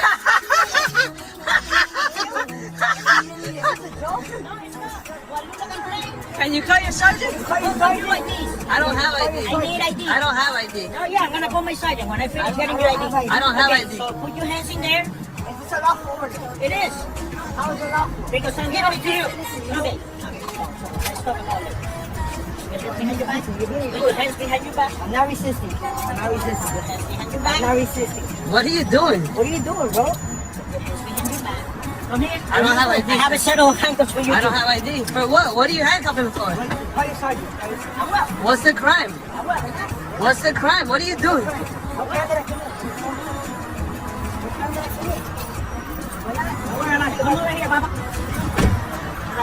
What are you doing? Right there. What's your name and badge number? It's not clear how the story ended, but it's pretty clear the actions of the officer were unacceptable.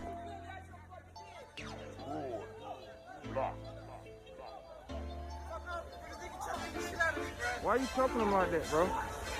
Stop choking him, bro. He's telling you choking him, bro. He's telling me he's choking him and he's still holding him. Fuck out of here, bro. Look at him beating him, bro. He punching him in the fucking face and shit, bro. Yeah, bro. I got him on camera. I got him on camera. I got him on camera. I got him on camera.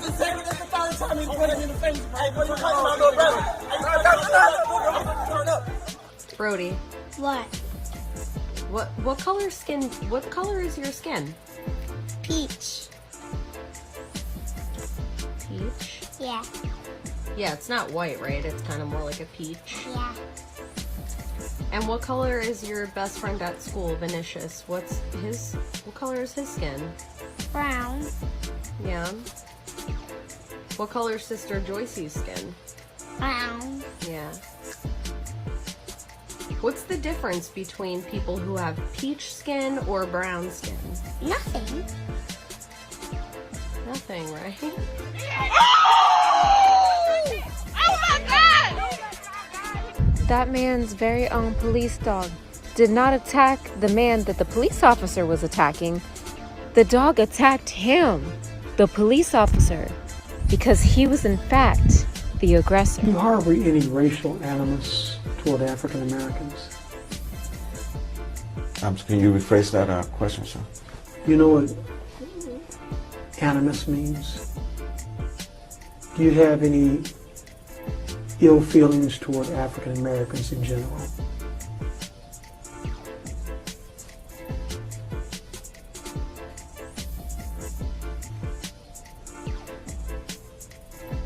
Ill feelings? I'm not. I'm sorry? Can you repeat that question one more time, sir? Do you have any ill feelings in general against African Americans?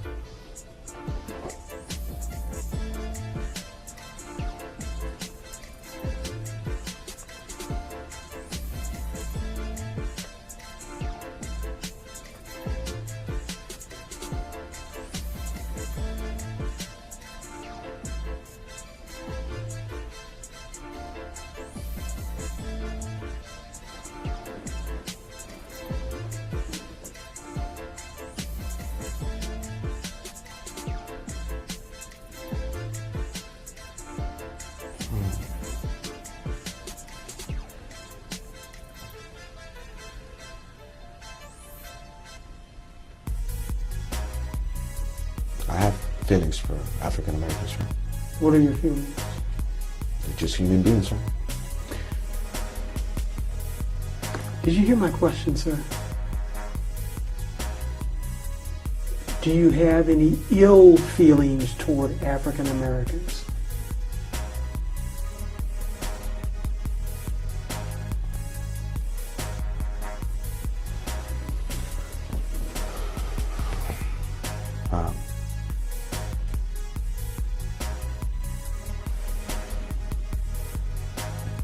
I do, sir. Okay. Tell me about your feelings.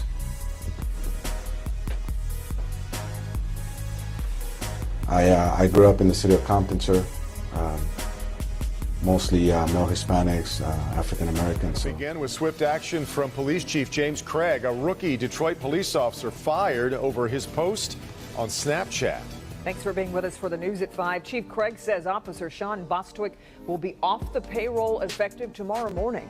That's after he posted this photo to Snapchat with the caption, here's the quote, "Another night to wrangle up these zoo animals," in reference to Detroit residents. Priya Mann spoke with the chief today. Priya.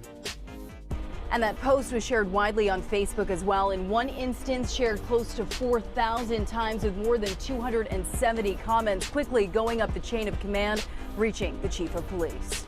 This will be his last day on our payroll, and tomorrow he will be off the payroll, no longer a Detroit police officer. He is clear on that. Detroit Police Chief James Craig fired rookie cop Sean Bostwick less than 24 hours after this disturbing Snapchat post. His reasoning certainly didn't pass muster. I mean, there's only so many ways to say what he said. Another night to wrangle up these zoo animals. I mean, what were you trying to say? Bostwick worked in the 12th precinct and had just started his shift Sunday afternoon when he posted the picture. He was immediately suspended, and the chief ordered a confirmation hearing Monday morning. Yes, he did express some remorse, but I certainly advised him in a very strong way that this is place to stand, not just on our department, the entire organization. Bostwick joined the academy in June of 2017, but required an extended probation due to low test scores. He'd been on patrol for just 2 months, but his commander already had concerns about his ability in the field. Do I think that people come in with biases? Of course they do. And so we stress and continue to stress the importance of treating everyone the same. And when we get it wrong, and we have and we will, the key is how we respond to that. The chief said there is no place for this type of mentality in his department, which is why he took swift action. I did wish him well in his future endeavors and wish him well success. He just won't do it in policing.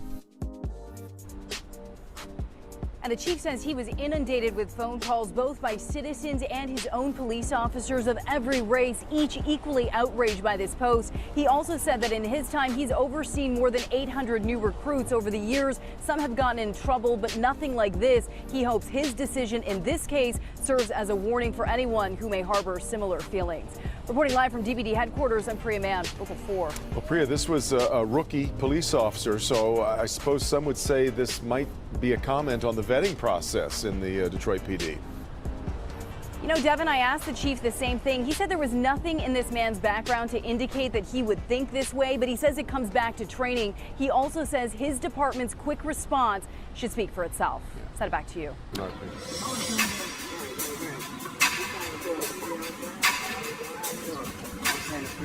I'm Mike Moore, all right? We're Dale Scrivener nephew. Yeah, we're there just trying to record video.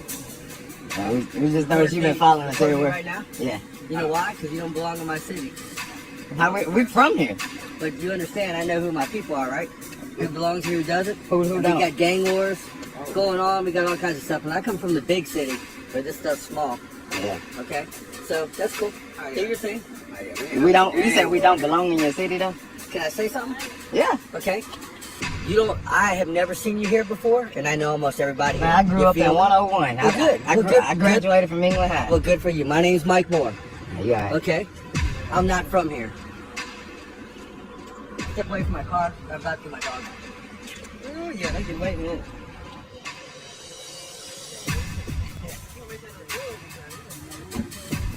Nah, he said we don't belong in his city. Yeah, he said we don't belong in his city. No, that's all. Yeah, we just noticed you've been following us everywhere. Right now? Yeah. You know why? Because you don't belong in my city. How you doing, brother? I'm David. Nice to meet you. Are you Officer Hill? Yes, sir. This gentleman here is confused about county and city property. He said it's private, right? First of all, you said it. I'm done talking to you. Shut up, please. This officer here told me that city and county property is private. We all out here know. I appreciate you. Yeah. You're done. You can get to me. Thank you. Hey, listen. Thank you for removing him so he don't look as bad as you look. All right? Because the whole city's gonna see this, and it's going to the sheriff. It's gonna be great here. Okay. And you're a major Strickland. All right? Yes, is your family on the internet? Because everybody's gonna see this.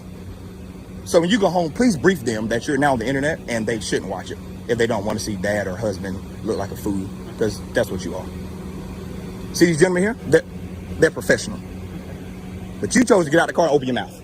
And then this happened. And now what's interesting, because obviously you told us good to go, is still standing here watching. See that? He can do whatever you want. But you just told him he can go. So if he can do what he want, why couldn't he stay here and talk? You said he can do what he want, but you told him to leave. You make yourself... Now you're making him leave. After you said he's free to do what he want. I love people like you. I really do. You're so upset, but you know you have no legal regards to this right here. You can't do nothing about it. If I didn't have my camera, I'd probably have a bullet in me right now, wouldn't I? You hate it. I'm not upset. You are upset. You're upset. Emotional, you do. You're upset.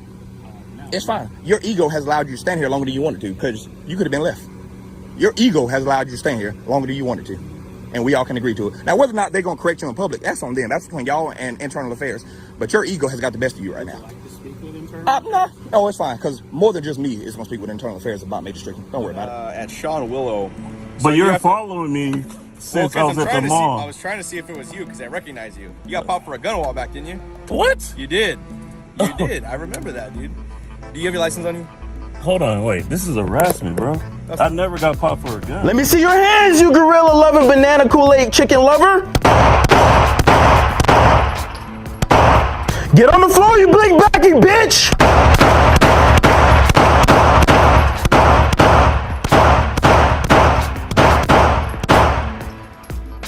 Freeze! It's one shot per second. What are you? What's this? I'm the law. Oh, Yeah. Yeah. See, here's the thing. Are you pretending to be one, or are you the law? No, I'm the law. I make the rules. Oh, okay. I'm just. So is this target fine? Why you want to shoot a black car? Because I'm scared of the color black. I'm a police officer. Let me see your hands, you gorilla loving banana Kool-Aid chicken lover.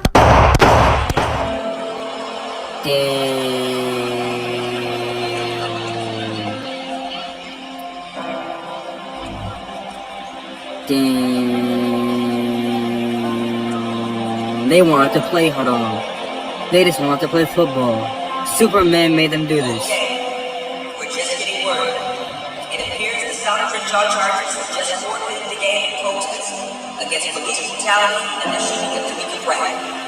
If this is true, this officially ends their run for the state championship.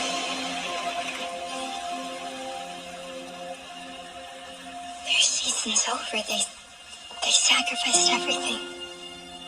Does your offer to help me still stand? No.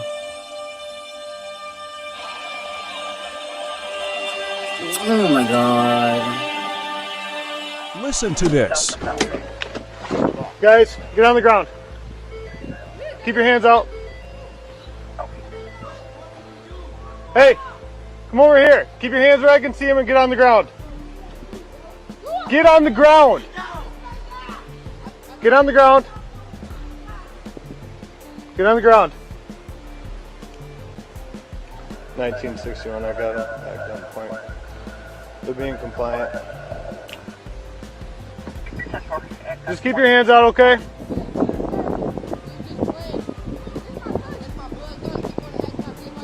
Okay. Ma'am, can you go back in your house for me?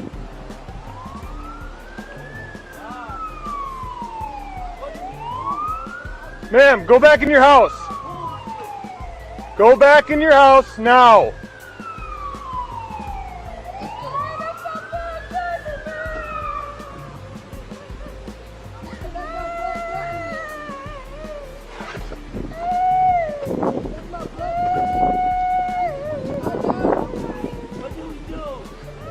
We're giving you directions, okay? Just follow our directions and we'll be alright, okay?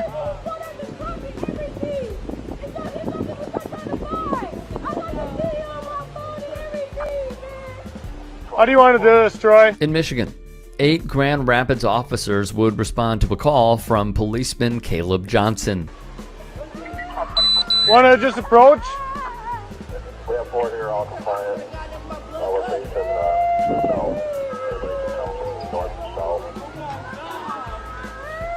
1 more for hands-free off.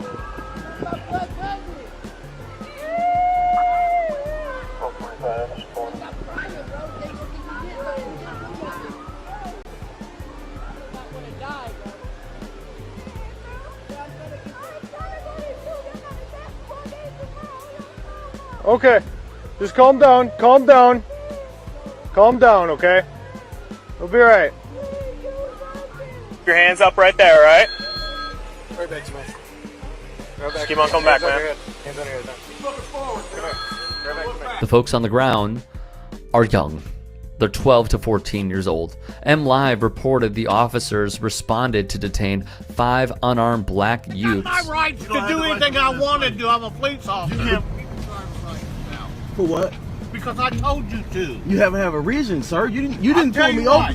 But you didn't pull me over. Get the license out, or I'll hit for a backup, and I'll take call you your out of the car. Call Get your driver's license. Call your out. supervisor, sir. Get your driver's license out right now. Call your supervisor. Get your driver's license out Sir. right now. Show me ID. What do you need my ID for, sir? Well, because you want to run your mouth to me. No, because you was looking at my license plate for what? Exactly. For what? You don't have the right to run this. I got my rights to do anything I want to do. I'm a police officer. You can't run That Get your doesn't driver's mean license anything. out, That or I'll doesn't mean pull you anything. over and I'll tow your car. Eventually, another cop did arrive in the scene, and this happened. As far as I know, based upon what happened, I don't think either of us have any reasonable suspicion that there's a crime taking place. This cop was cool. Why can't more cops be like him? The off-duty cop did get fired after this video went viral. Let me know what you think in the comments below. No, you can take that. No.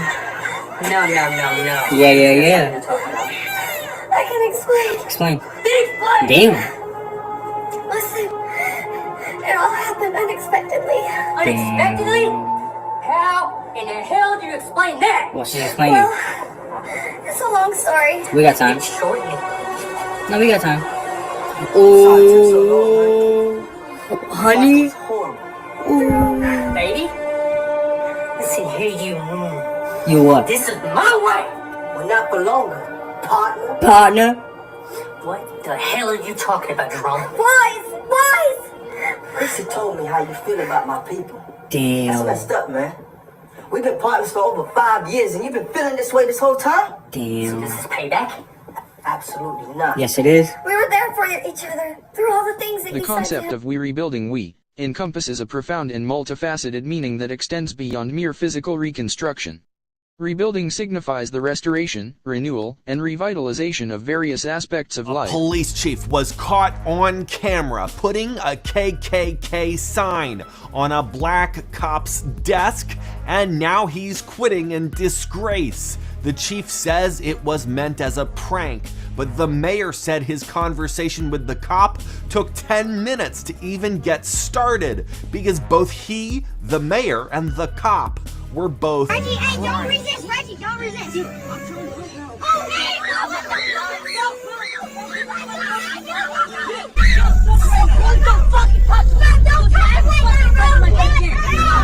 fuck? Y'all kneel and make a change to the country.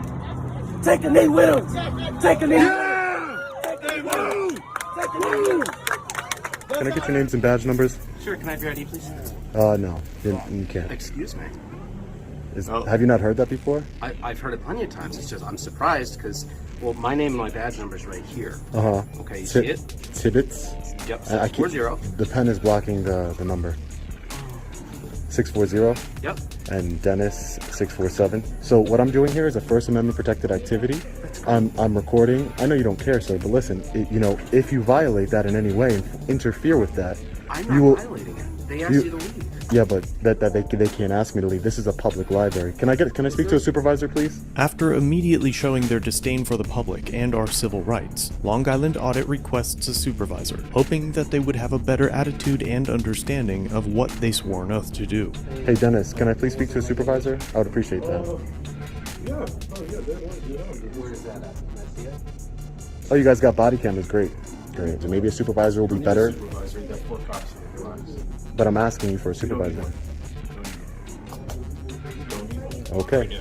You can't turn a constitution protected activity into a crime, sir. Unfortunately, as much as you'd like to. Even if it's not a crime, it's creepy as heck. I'm going to request a supervisor again. I'm going to request one. I'm pretty sure your policy, if I go home and look at your policy, and I'm pretty sure if I request a supervisor, you guys should call one, correct? So, I'm going to request a supervisor again. I would appreciate if you guys can get a supervisor down here. You don't do the rules here, right? Yeah, no, I'm just requesting a supervisor just for. In a minute. Because you guys are a little bit hostile. I can see the tyrant in you, Utter. You're a real tyrant. I can see it in your eyes. In law enforcement experience. Yeah. I'm still here, but I'm a tyrant. You are. 24 years ago, when cameras weren't as accessible, it's possible that Long Island Audit would have had his teeth kicked in or would possibly be dead. More on that later. Mr. Tibbet skims through the library policy, searching for a reason to remove Long Island Audit for filming. Hey, Tibbets. Officer Tibbets. The policies, they don't supersede law, just so you know that, okay? Oh, I didn't know that. It goes the Constitution, law, then policies, okay? No idea. Okay. And I have a constitutional right to be filming here, so. Okay. Great, so I'm just letting you know. Well, I'm letting you know, because you don't know the Constitution, obviously, so. Obviously. You took an oath to it, though, Tibbets. Jeez. Dude, why you gotta be such a tyrant? You gotta be such a tyrant. See what I'm doing there? Acting like a child? Yeah. Acting like a child. Did you get permission when you post that video of these people? Don't eat it. They're in public. You don't eat it? Yeah, they're in public. Don't eat it. See, you're learning something here today, man. Come on. This is not going to end well with you, you know that. Okay, we'll see. We will see. I'm telling you. We will see. Okay. I'm not scared of you. And I'm not supposed to be scared. I don't care. Okay, great. great. Because the mere, listen, listen, before you guys even arrest me, the thing that's going to happen is you have to tell me to leave, right? No. We're in charge here, okay? Yeah, you're going to tell me to leave, and then you're going to have to give us an ID. Do, if you don't give us an ID, not going to happen. Then you're going to have to go Not going to happen. I'm not breaking any laws. Yes, you're breaking their law, and they need to find out who you are. They're so going to love. back, they're going to love that you said that. Trespass. To get my ID, you need reasonable, articulable suspicion that I've committed a crime. You have. What crime have I committed? If you're not going to give me your ID, you're interfering with the duties of a police officer. Eventually, a supervisor arrives on scene. Hey, Sergeant, how you doing? Good, nice to meet you, sir. Hey, so, according to our... I just said Sergeant Dickinson? Yes. All right, thank you, sir. Okay, so they would like you to leave? Okay. At this point? Sergeant, Hey, how about you okay, how about you mind your business? Are you going to leave? Hold on. Are you going to leave, yes or no? If I don't leave, will I be arrested? Yes, you're trespassing. Okay, I'm gonna leave then, because you're under threat of arrest. I'm under threat of arrest. I'm going to leave. And no, you do not. Well, don't touch me. Don't touch. No, you don't. No, you don't. I have not committed a crime. Yes, you have. No, I haven't. Listen, man, don't. You're touching me. They asked you to leave. They asked you to And leave. I'm leaving under threat of arrest. Okay, you're refusing to provide identification to us. We need because I haven't committed a crime. Back here because they don't want you coming back here. Sergeant, I haven't committed a crime. Unless I've committed a crime, I don't have to show you ID, sir. Did they ask you to leave? Yes or no? You just told me right now. They asked you to leave and you refused. I'm not. That's not. I didn't say that. I didn't say that. They said that. They asked you to leave. This is a public. This is a public building. That is a crime. This is a public building. That's great, but they asked you to leave and you wouldn't leave. No. It's not the same thing, sir. Because it's a public building. It's taxpayer funded. This is their building. They make the rules here. So are you Sergeant Dickinson? If I don't give you ID, are you going to arrest me?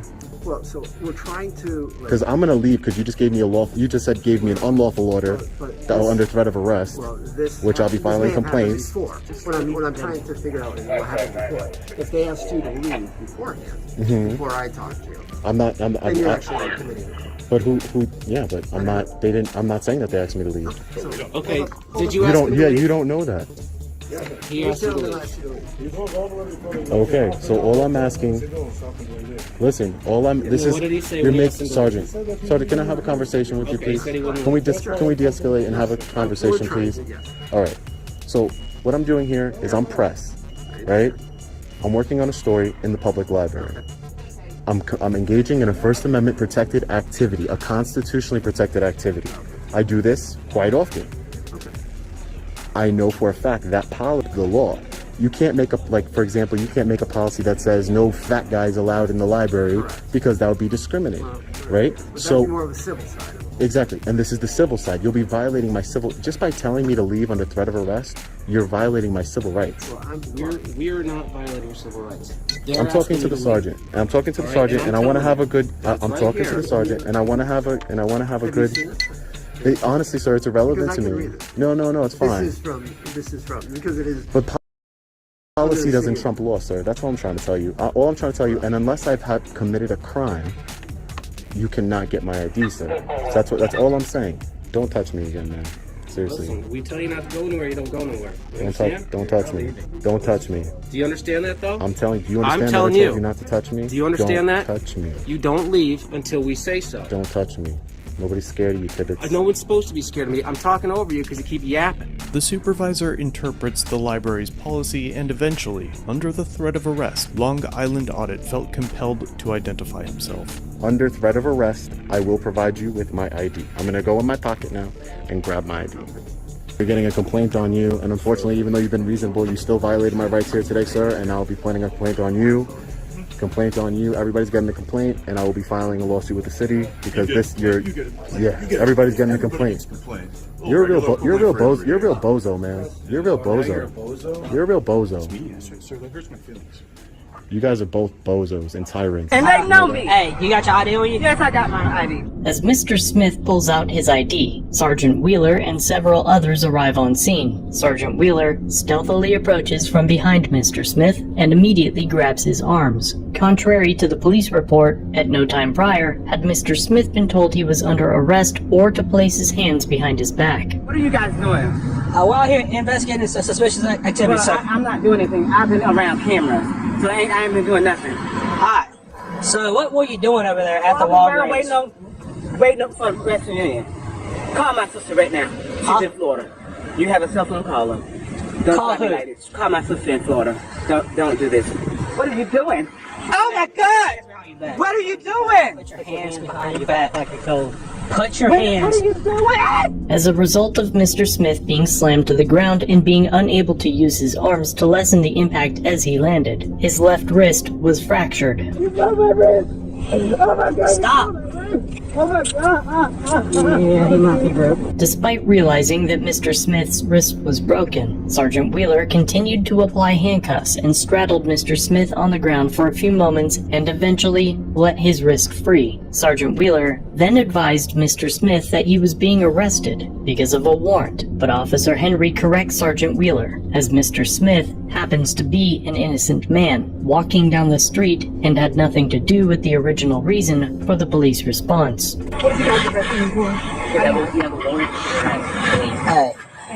this was the other guy. The guy with the warrants over there. Huh?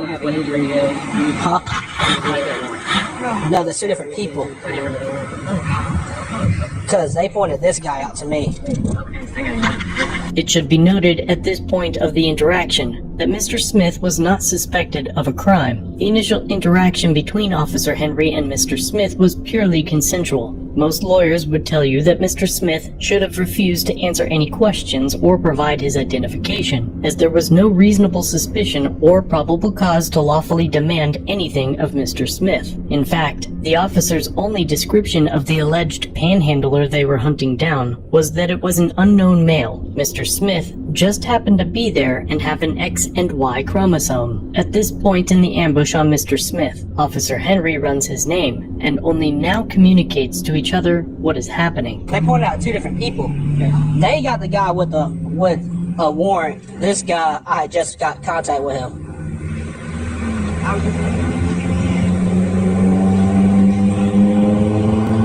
thought it was wrong warrant. No, that's why I was trying to.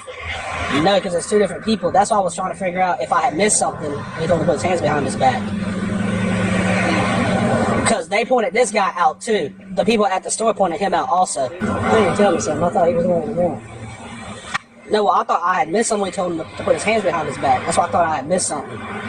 Because it's two different people.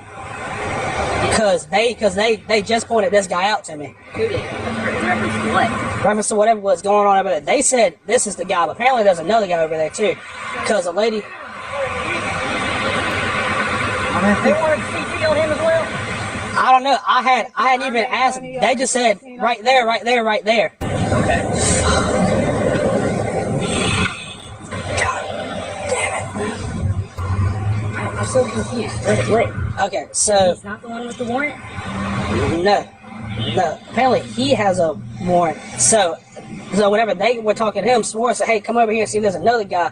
Because that guy said, hey, there's another guy also.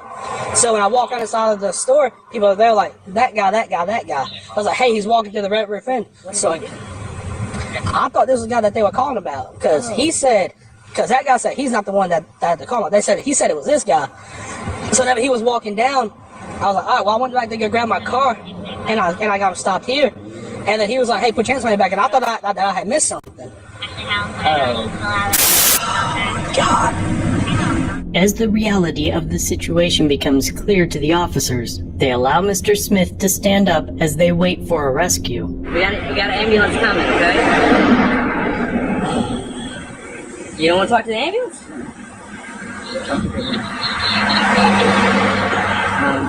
Oh my God. Hold on, sir, one second. Can you just hang out and let ambulance look at you? I'm fine. Alright, just give me 1 second. Let me talk to somebody real quick. Okay, and I'll be right back. I'll talk to you. Okay? You don't want to wait. You sure? Yeah, I'm sure. Now look at you. They're going to come in there. I guess if you want to cancel with him, you can. Or you want it back in pocket? Here, put pocket.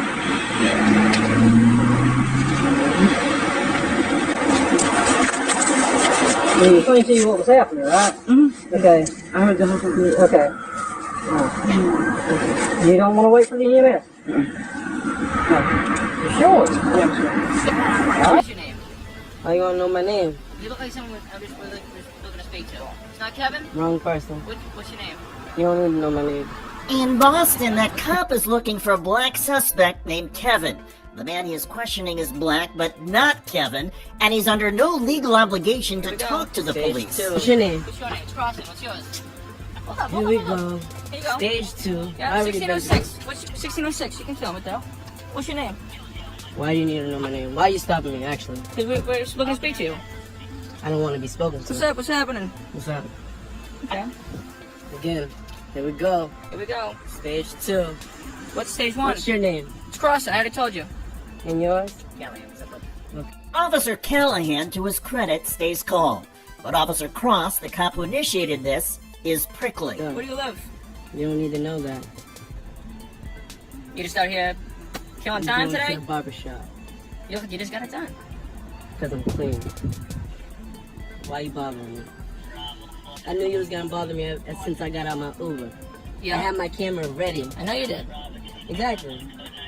So what you stopping me for? You still ain't telling me what you're stopping me for. This racial profiling was posted to Twitter by Chris Evans, who wrote, "Are the Boston police okay?" The video has received millions of views. You still ain't telling me what you're Your stopping parents me proud of you for flipping off the police? Yeah. You are free to go, said Officer Callahan, the more professional cop. Thank you. I appreciate you. Have a great day, contributor. What do you do for work? What do you do for work? Anything? I do a lot for work. Like what? Like what? I do a lot for work. Go away. Cop pulls out his gun for no reason. Watch.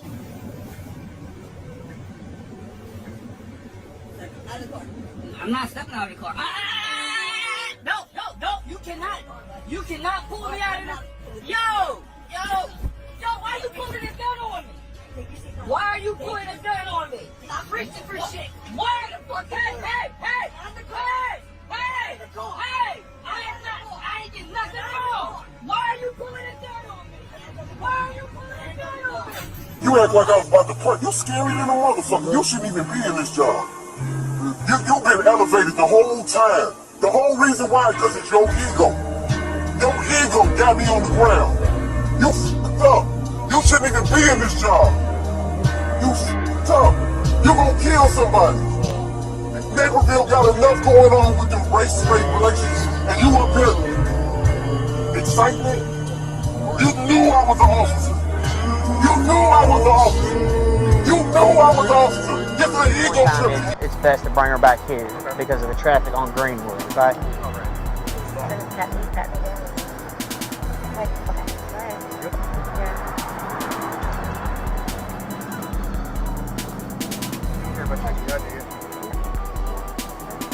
Hey, hold on. Stop. Time out. Go back there. Ma'am, do you have anything on you? No. Okay. Can you do me a favor? Just hang tight right here, okay? Can I just shut the door? Yeah. You can shut the door and is that your daughter? He's training. He's training.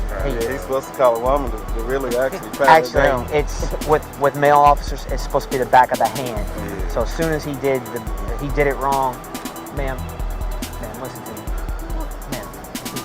I'm sorry. No. It's okay. just the way he did. He's a new officer. I'm training him. That's why. I'm sorry. I thought only a female. No. I don't have anything on me. Ma'am. Only a female officer.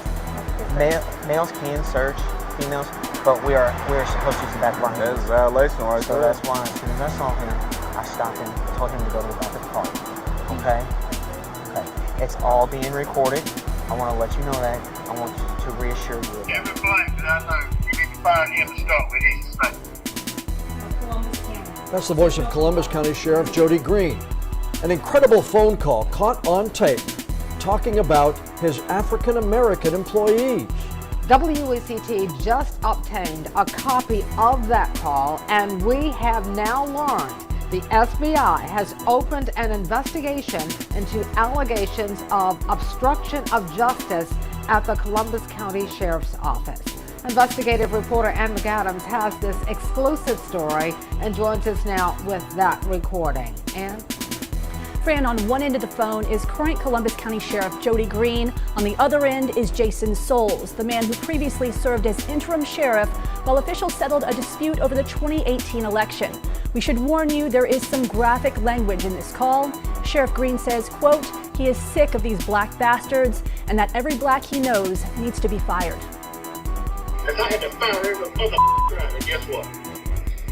They ain't happening no God. That's the voice of Columbus County Sheriff Jody Green. He won his seat by 34 votes in an election that was so highly contested he'd been temporarily removed from office while officials settled the election disputes. That was the setting the night Green called Acting Sheriff Jason Souls, saying their office had a snitch. Immediately after being appointed the interim sheriff, started to get a lot of phone calls from Jody late at night. And this one particular phone call that we received, he made the comment that he hated Democrats. And then he said, I take that back, I hate a black Democrat. And I knew right at the end, I was like, wow, this is coming from the sheriff. And I had to start recording those conversations. Former Sheriff Lewis Hatcher was the first African American ever to serve as sheriff in Columbus County. Green says on the call he's specifically concerned that people in his office are leaking information to Hatcher and Melvin Campbell, another African American officer Green fired shortly after taking office. It's stopping. Tomorrow's gonna be a new day. I'm still the mother sheriff, and when I'll go there and fire my goddamn black bastards. They think I'm scared. That's stupid. It gets worse. After the sheriff explains that he's getting phone records from Verizon to trace anyone in his office who's called Campbell or Hatcher, he lets Souls know the plan. We got the snake's head off. Period. And Melvin Campbell's the biggest snake as Lewis Hatcher ever dared to be. Every black that I know, you need to fire him to start with. He's a snake. Former Sergeant Melvin Campbell said he was so surprised when he heard this recording of the sheriff talking like this about him, he had to listen to it twice. Before taking the job at the sheriff's office, Campbell, who received the Order of the Longleaf Pine from the governor, spent 30 years as a highway patrol officer.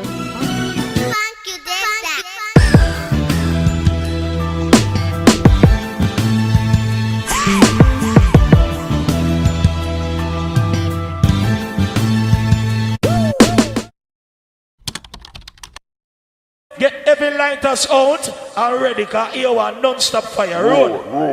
Block.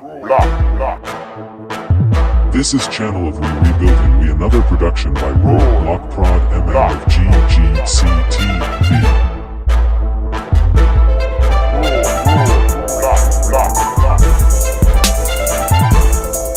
This is Channel of Rebuilding Me, another production by Road Block Prod MN of GGCTV.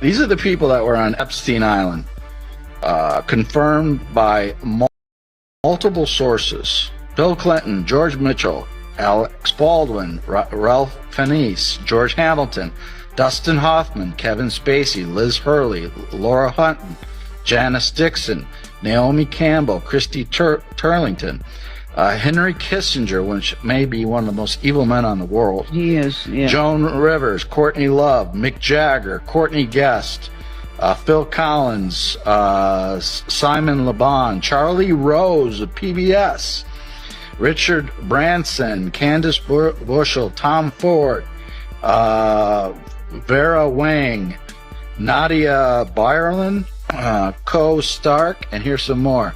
Seth Green, James Gunn, Dan Schneider, Steven Spielberg, Tom Hanks, Stephen Colbert, Kevin Spacey, Kathy Griffin, Oprah Winfrey, Sean Carter, Beyonce Knowles, Anthony Kiedis, John Legend, Christy Teigen Tyler, Ben Affleck, Stephen Collins, Will Ferrell, Eminem, Jeffrey Jones, Victor Salva, Mark Rector, Charlie Sheen, Tyler Grasham, Madonna, Catherine Hudson, Gwen Stefani, Stefani Germota, James Franco, Will Smith. Oh, has Will Smith been in the news lately?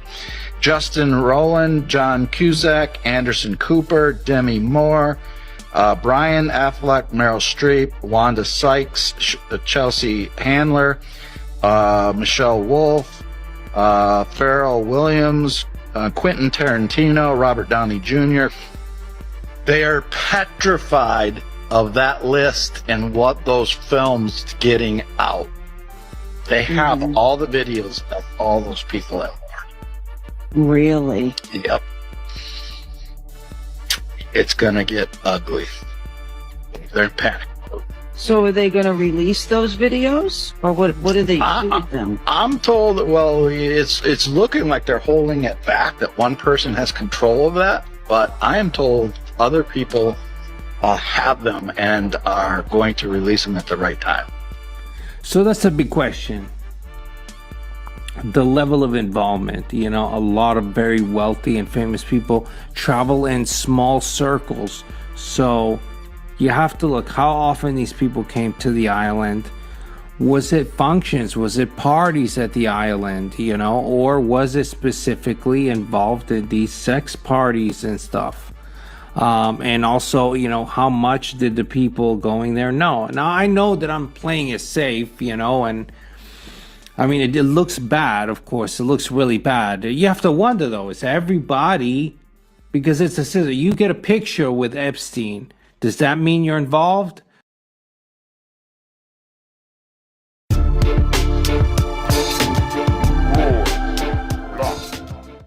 Another day, another day, another day, another day. Damn.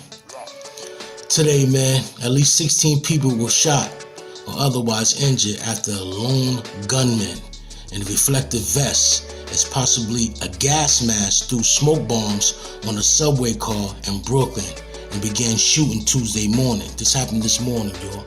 A manhunt is now under the way as details continue to emerge in this developing situation.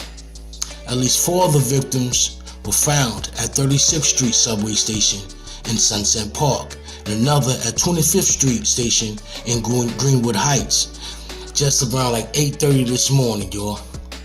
This is sad, man. It's like it never stops. It's like it never stops, man. The suspect threw a smoke bomb and opened fire. Threw a smoke bomb and opened fire on people, man, this morning. Damn. No suspect has been found. No prayers is going on for the people has been made involved this morning on their way to work. Like I told y'all in the video yesterday, New York is going crazy. Hit that like button, subscribe, and share. This is great grandson of We Rebuilding We. One love, and I'm out.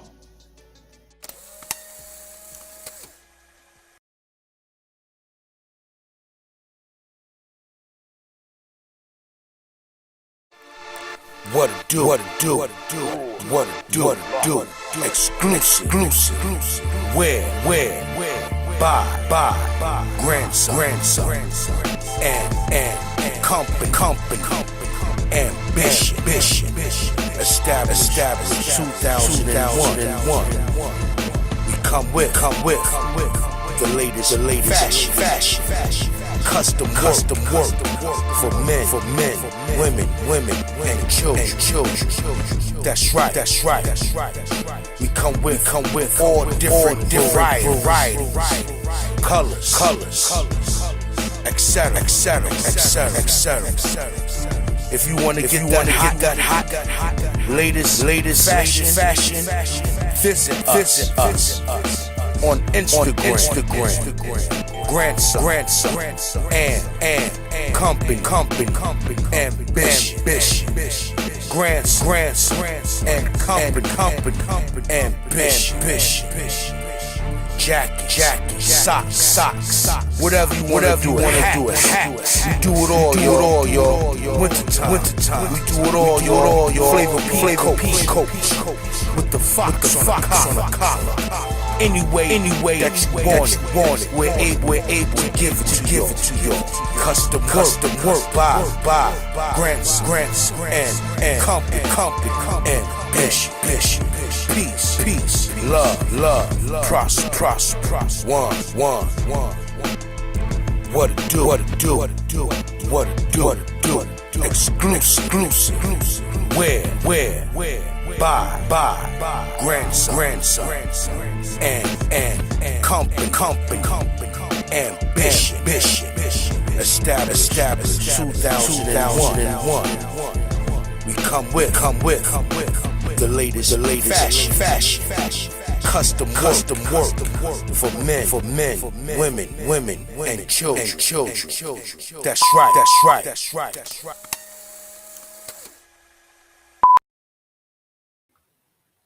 What it do, mic check 1 2. Great. And this is we rebuilding we. This is Channel of We Rebuilding We, another production by Roadblock Prod and on GGCTV.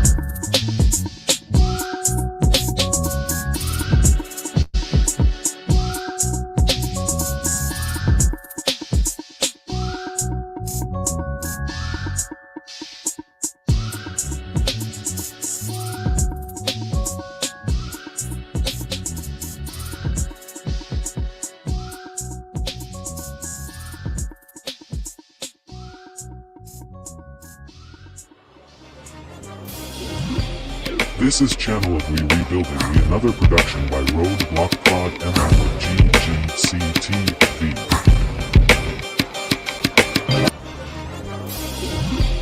This is Channel of We Rebuilding Me, another production by Roadblock Pod and GGCTV.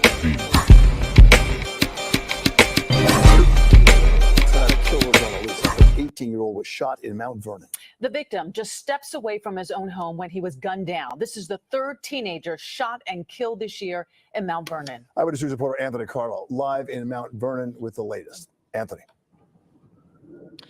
Well, Bill Sade, I spoke with Tamani Turner's mother off camera briefly. She needs time to process all of this, but she was intent on sharing photos of her son that were a good representation of him. The mayor of Mount Vernon knows his family. She says Tamani went to school around here, was involved in school activities, and had never been in trouble with the law to the mayor's knowledge. Still, he was shot and killed in his own neighborhood, a place where he was supposed to be safe. Tonight, police urgently look for his killer. Mount Vernon police out Friday looking for tips and leads to find the person responsible for shooting and killing 18-year-old Tamani Turner, leaving neighbors shaken. Of course we are scared. We have kids, so we are scared. This neighborhood is a nice neighborhood, and we're all devastated. Natalia Towler lives on Garden Avenue near East 4th Street, where Turner was gunned down Thursday at 12:30 in the afternoon. A victim had shown up at Montefiore Hospital in New Rochelle with gunshot wounds. Shot twice in broad daylight. Everybody needs to step up because this is horrible.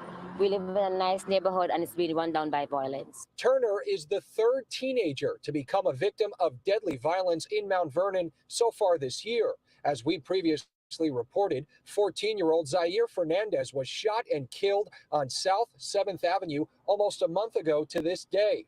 An arrest was made in only that case so far. To see blood on the streets of our children is devastating. The mayor of Mount Vernon today saying she's been meeting with the school district and engaging community partners to help, but says more police is not the answer. That's not going to stop violence. If someone is determined to kill someone, then they will, right? But what we have to do is we find out, we have to focus on the prevention. Right now to stop this from happening. Just last week, the mayor announced an Office of Neighborhood Safety and Engagement to try and get community members in to address the root causes of violence. This is an ongoing investigation. Police would not comment on whether they believe Turner was the intended target in this shooting, but they are urging you tonight to reach out to Mount Vernon Police with any tips or information that may help them track down Tamani Turner's killer.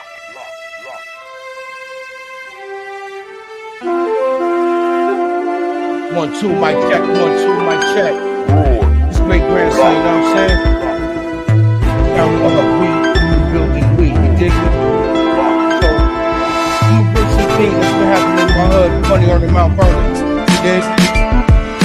So in between, we'll have little intermissions. What to you, by Roadblock Fraud, Double M. You heard? Let's go.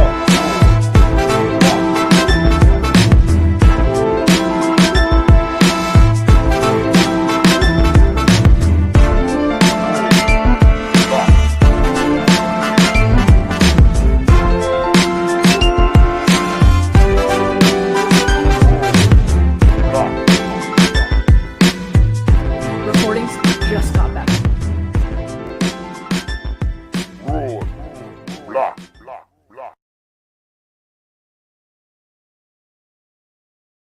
Is impacting public safety. The union gave our Tony Aiello a dramatic illustration of the issue involving the recruiting class of 2020. Watch. Mount Vernon welcomed these 9 officers in May of 2020, fresh out of the academy. 3 years later, 8 of them are gone, joining other departments that pay substantially more.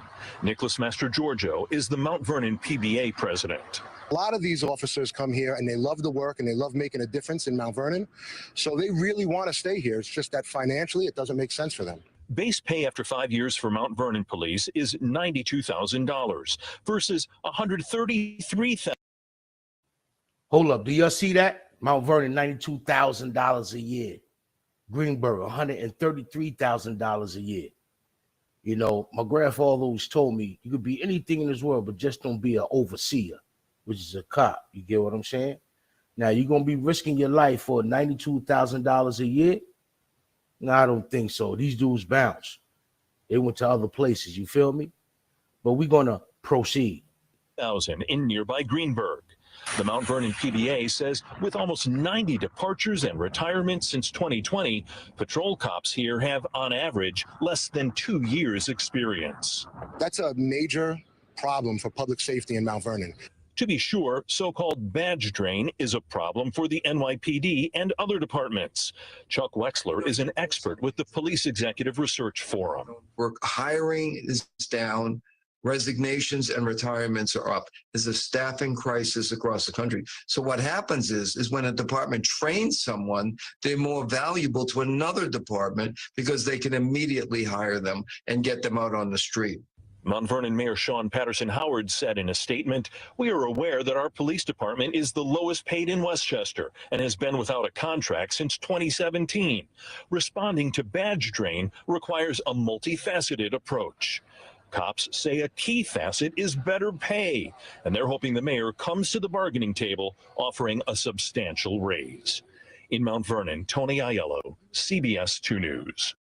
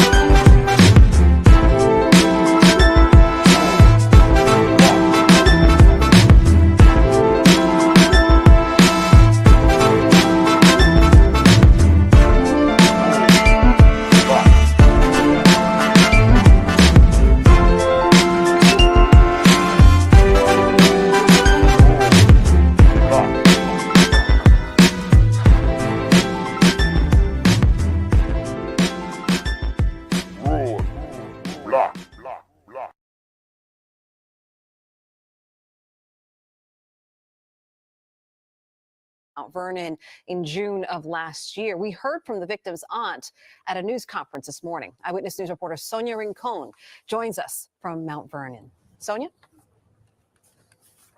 Good afternoon, Charlene. And Westchester County Crime Stoppers is asking anyone who was in Mount Vernon last summer to think back to the night of June 23rd on South Fulton Avenue. Maybe they saw something, didn't see something. Now is their chance. The father of 32-year-old Jeremy Logan at $500 in reward money.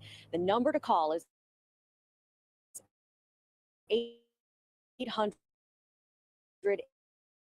800-898-TIPS. Logan was shot multiple times right near a vigil he had helped organize. City officials say someone has to know something or remember something that could be helpful. This tragedy has become so normalized. I know the street knows, streets know. But what the streets know and what the streets will say makes the difference between rumor and justice. Jeremy Logan says he worked to Leonard and was known in this community for his acts of kindness. He was also a dad who never one-year-old twins. Again, the reward is $7,500, and Westchester County Crime Stoppers chose this case to offer the reward, knowing that there's a good chance that somebody will come forward and help solve this crime. Live in Mount Vernon, Sonia Rincon, Channel 7 Eyewitness News. This is Channel of We Rebuilding We, another production by Roadblock Prod MM of GGCTV. Time this year, a teenager is out more on Thursday's death of a 14-year-old boy. Security kept media a distance from the colorful memorial at the scene of the shooting, where many are stopping by to remember a 14-year-old boy shot dead in the courtyard of Leicester Towers on Thursday morning. And it sucks that it's the kids, or, you know, those like around my age, a little bit younger, that have to like experience and go through it, and the families have to be torn apart because of it. So it's a tough thing. The 14-year-old was not in school 10:30 Thursday when he was shot in the chest. Video taken by a resident shows a figure fleeing from the scene. You can hear someone shouting, "Freeze." The shooting happened just yards from a police substation. We had officers in the area of 240 South 7th Avenue. They heard what appeared to be gunshots. They responded to the scene. First responders rushed the victim to Montefiore, Mount Vernon, where he was pronounced dead. He's a child. It's not even a young man. He's a child. The mayor got the news while she was... This is Channel of We Rebuilding We, another production by Roadblock Prod MM of GGCTV.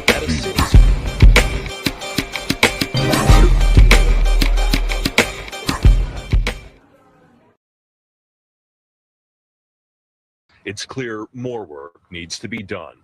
Policing in and of itself cannot stop violence in a community. What are we doing to make sure that we're creating the village that our young people need? The mayor says a multi-pronged approach to fight violence will ramp up in the days ahead. In the meantime, Mount Vernon police trying to find an alleged killer, asking the public for information that will help bring justice to the family of the slain 14-year-old. In Mount Vernon, Tony Aiello, CBS 2 News. Listen, there's a good chance somebody's trying to hack your website right now.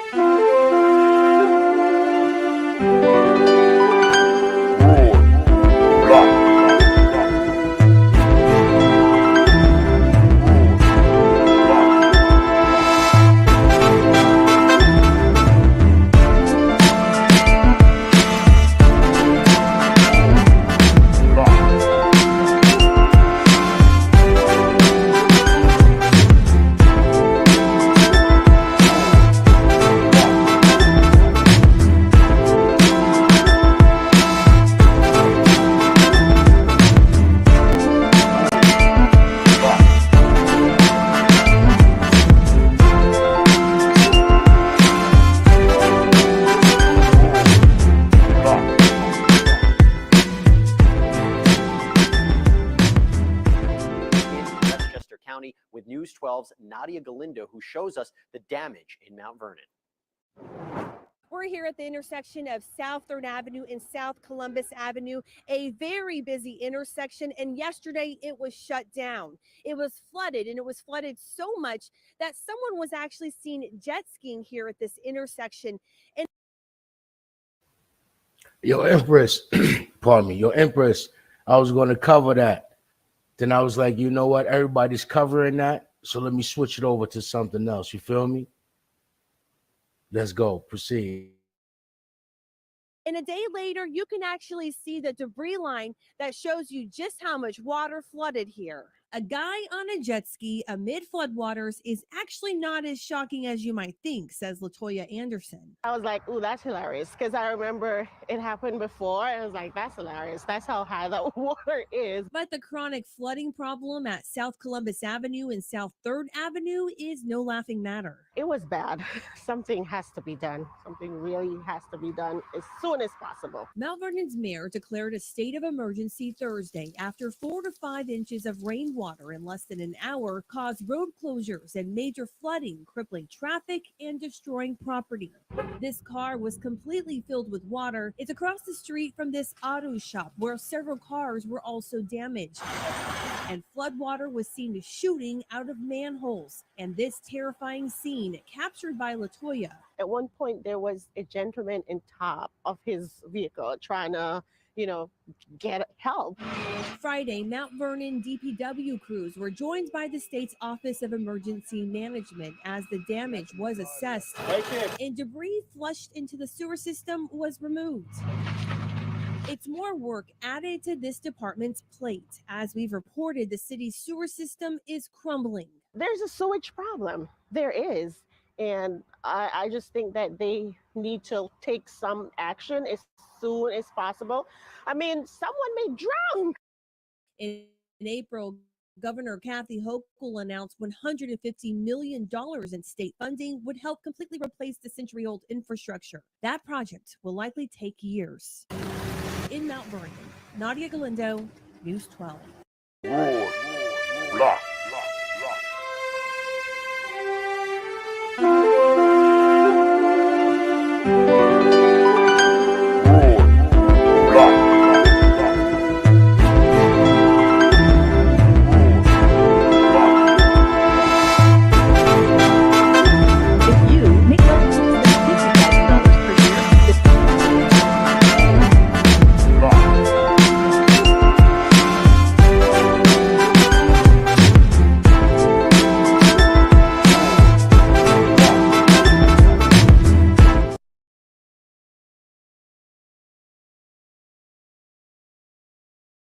In 2005, a violent gang, known as the Goon Squad or the Goonies, centered its operations in the area of the Ebony Gardens projects, located at 7th Avenue and 3rd Street in Mount Vernon, which the gang considered its territory. Historically, Goonies gang members were individuals who had grown up or lived in the Ebony Gardens projects. Typically, these members and associates became affiliated with the gang through family members and friends who were already members. That said, Goonies membership was not limited to residents and former residents of the Ebony Gardens projects. Several other Goonies members and associates grew up outside of Goonies territory, but were able to become members because they hung out in Goonies territory with members of the gang. Goonies members explicitly acknowledged and celebrated their gang affiliation through various means. Members often had tattoos associated with the Goonies and proclaimed their gang affiliation on social media sites by posting photographs and videos of themselves wearing articles of clothing emblazoned with the word Goonies or 073, signifying 7th Avenue and 3rd Street, the location of Ebony Gardens, and tagging photos with comments that incorporate words like GS, Squad, Loopy Goons, and Loopy Gang. Members and associates of the Goonies made money by selling illegal drugs within this territory, such as crack and marijuana. They protected their turf by committing violent acts, including assaults, shootings, attempted murder, and murder, against rival gang members and other individuals who stood in their way. The violence was intended to prevent what Goonies gang members perceived as encroachment into the gang's territory, as well as to assert the gang's dominance over rival gangs and those who struck against the Goonies. Their rivals were the Boss Player Family or BPF and the Get Money Gangstas or GMG. These two crews would sometime work together against the Goonies. The Goonies also feuded with the Gunners Gang and the 70 Boys. The 70s Boys were also known as the Much Better Gang, MBG. The Goonies routinely shared firearms with each other to commit acts of violence. So, we spoke about multiple gangs, but this story is about the Goonies. We will do other stories in the future coming from the perspective of said gangs, and they might feature the Goonies as aggressors or victims. Let's get into some of the crimes that took place as a result of the war. In the space of 6 hours, on March 11, 2012, 3 men were shot and killed on the streets of the city of Mount Vernon. The first shooting victim, a GMG street gang associate, was shot while riding his dirt bike in front of numerous witnesses. Subsequently, speculation and rumors abounded regarding the shooter. Initially, there was no credible evidence that either of the next 2 victims had anything to do with the first shooting, other than that they were associated with a rival street gang, the Goonies. Based on those rumors, and in retaliation, 2 men associated with Goonie street gang members were, by all accounts, hunted down, shot and killed later that same evening by these defendants. The incident started at about 5 p.m. on March 11, 2012, while it was still daylight. Russell, aka Russell Watkins, a GMG street gang associate, was shot and killed on 7th Avenue and Sanford Boulevard while riding his dirt bike. Hereafter, a conspiracy of members of GMG was formed to retaliate against people associated with the Goonies. At approximately 8:51 p.m., Stephon Ramsey, after leaving his house at 20 Cooley Place, was shot as he attempted to get into a car. Arriving police observed Ramsey lying face down in a pool of blood, with an apparent gunshot wound to the back of his head and another to the back of his right thigh. Ramsey was taken by EMS to Jacobi Medical Center in the Bronx, where he died 8 days later. At approximately 11:13 p.m., Cleveland Baxter was shot after he left a friend's house on Grandview Avenue. Police were summoned and on arriving, observed a BMW that had crashed into another vehicle. Cleveland Baxter was observed unresponsive in the driver's seat. Baxter was taken to Mount Vernon Hospital where he was pronounced dead at 12:40 a.m. Baxter's autopsy resulted in the removal of 6 spent rounds from his body. The gun used by the Goonies to shoot and kill Baxter was apparently sold after the shooting and recovered in the Bronx by the NY. I want to give a big shout out to Word on the Street. This is where this content has come from. Go subscribe to them also. You heard what I said? Like I said, this is great grandson of We Rebuilding We. Let's proceed. YPD from an individual who had no connection to the shootings. As with all recovered illegal handguns, it was entered in the ballistics identification system, where the gun's ballistic profile matched that of the Baxter shooting gun. More than a year and a half of investigation, 3 men were indicted on murder charges, and a 4th on conspiracy charges in state Supreme Court in White Plains. The Watkins killing remained under investigation. The Westchester County District Attorney said that the targeting of the gangs and the capture of the men had led to a 75% reduction in gun murders in Mount Vernon from 2012 to 2013. In court, the men were assigned lawyers and each pleaded not guilty. They were identified as Yeo, 26, Travy, 24, and Jay, 30. All 3 were imprisoned for a variety of crimes. The 4th, Markey, 24, was accused of being the triggerman in the Baxter murder. Much of the evidence was gathered through wiretap that was put in place after an earlier shooting. Tell them to find him, read one text message sent by Jay to Markey after the killings of Ramsey and Watkins. This was taken as an apparent request for Markey to then ask Yeo to find a Goonie to shoot, possibly Baxter, who was suspected by the men of setting up Watkins' killing. Other wiretaps captured conversations. The district attorney said it was just so bone-chilling to hear them talk about hunting down people and killing them in cold blood. In the afternoon of September 22, 2014, a man named Dean Daniels, aka Dazo, was murdered. The Goonies associate shot Daniels twice in the vicinity of Park Avenue in Mount Vernon, before running back to the vehicle to flee the scene. Daniels died as a result of the gunshot wounds. 3 men were charged with the murder: Keltz, Trigga, and Ern Miltz. Before we get into the specifics, let's do a little profiling. As for Keltz, he'd been gang-banging for a while. Keltz has been a member of the Goonies since at least 2007. As a member of the Goonies, Keltz participated in numerous different crimes in furtherance of the gang. For example, Keltz participated in fraud schemes such as manufacturing fake gift cards to use at retail establishments, thereby stealing goods from the businesses.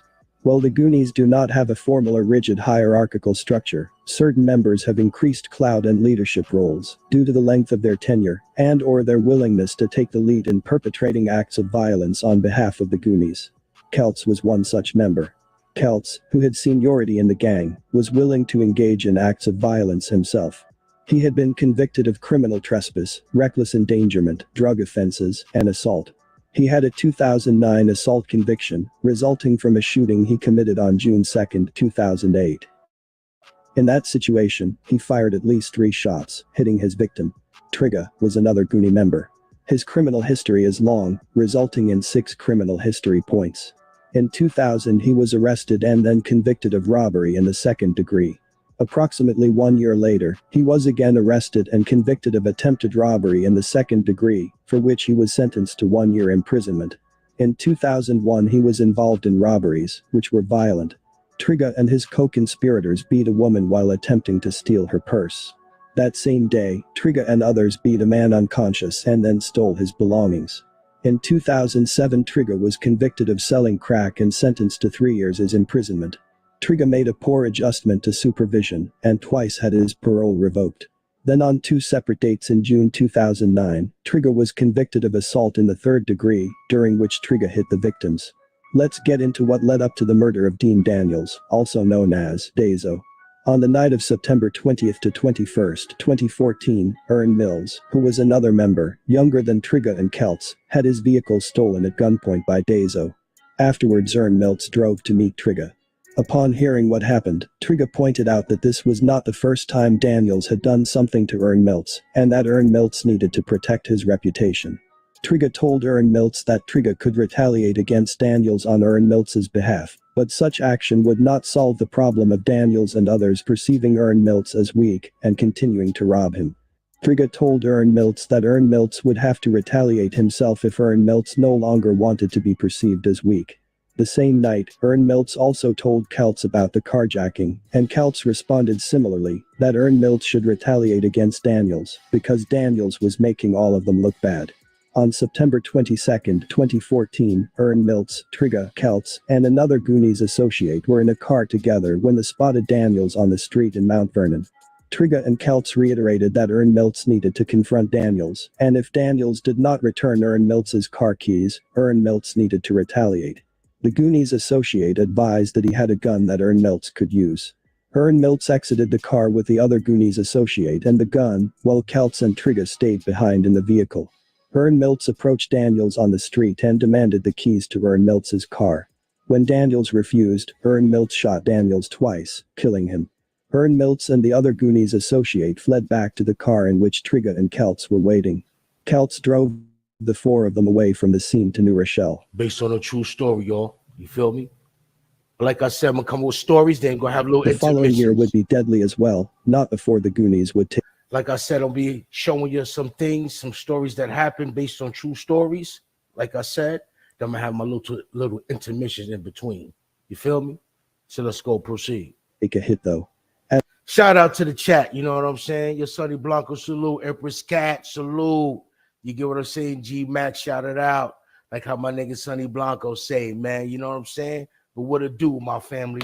We up in here, man. You know what I mean? This is a little thing going on that happened some years ago with the Goonies and the Billy Bloods and the GMG and the 70 Boys, you know, the Gunners. It was like a big thing that was going on, man. Little homies were dropping. You feel what I'm saying? But I'm going to proceed, let y'all see what's good. Let's go. At about 2:50 a.m. August 9, 2015, Keltz was in the vicinity of 523 South Fulton Avenue in Mount Vernon.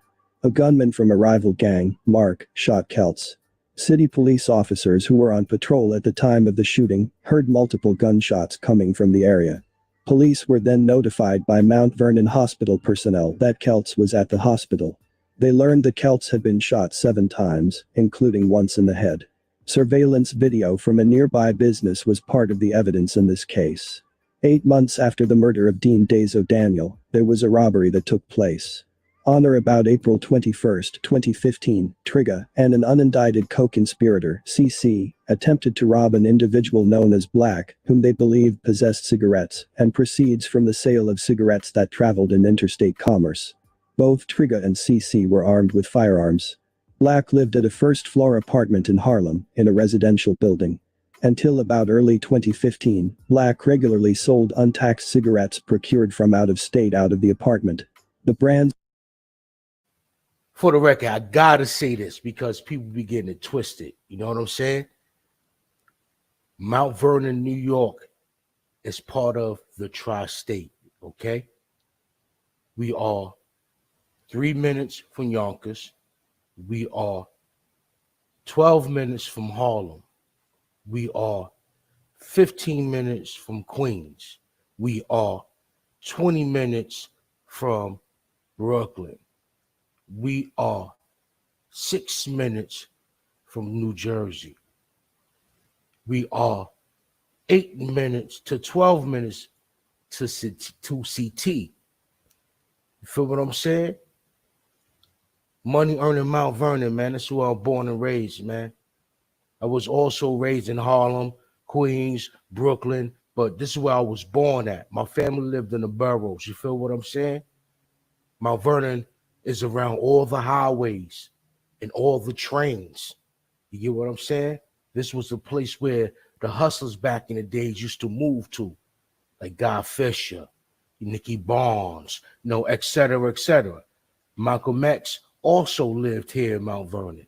The house is still there that Malcolm X owned, where he had his mother lived in, right there on 5th Street.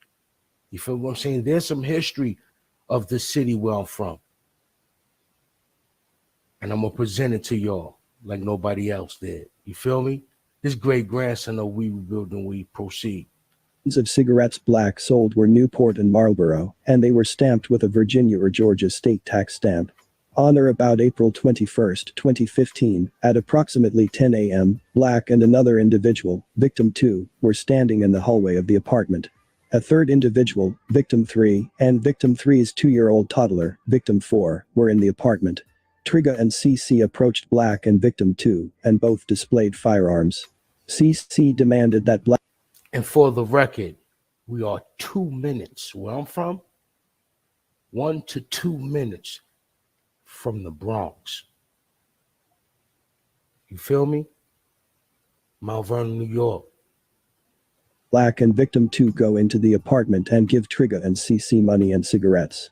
Black and victim 2 then began to struggle with Trigga and CC. Black struggled with Trigga, and victim 2 struggled with CC.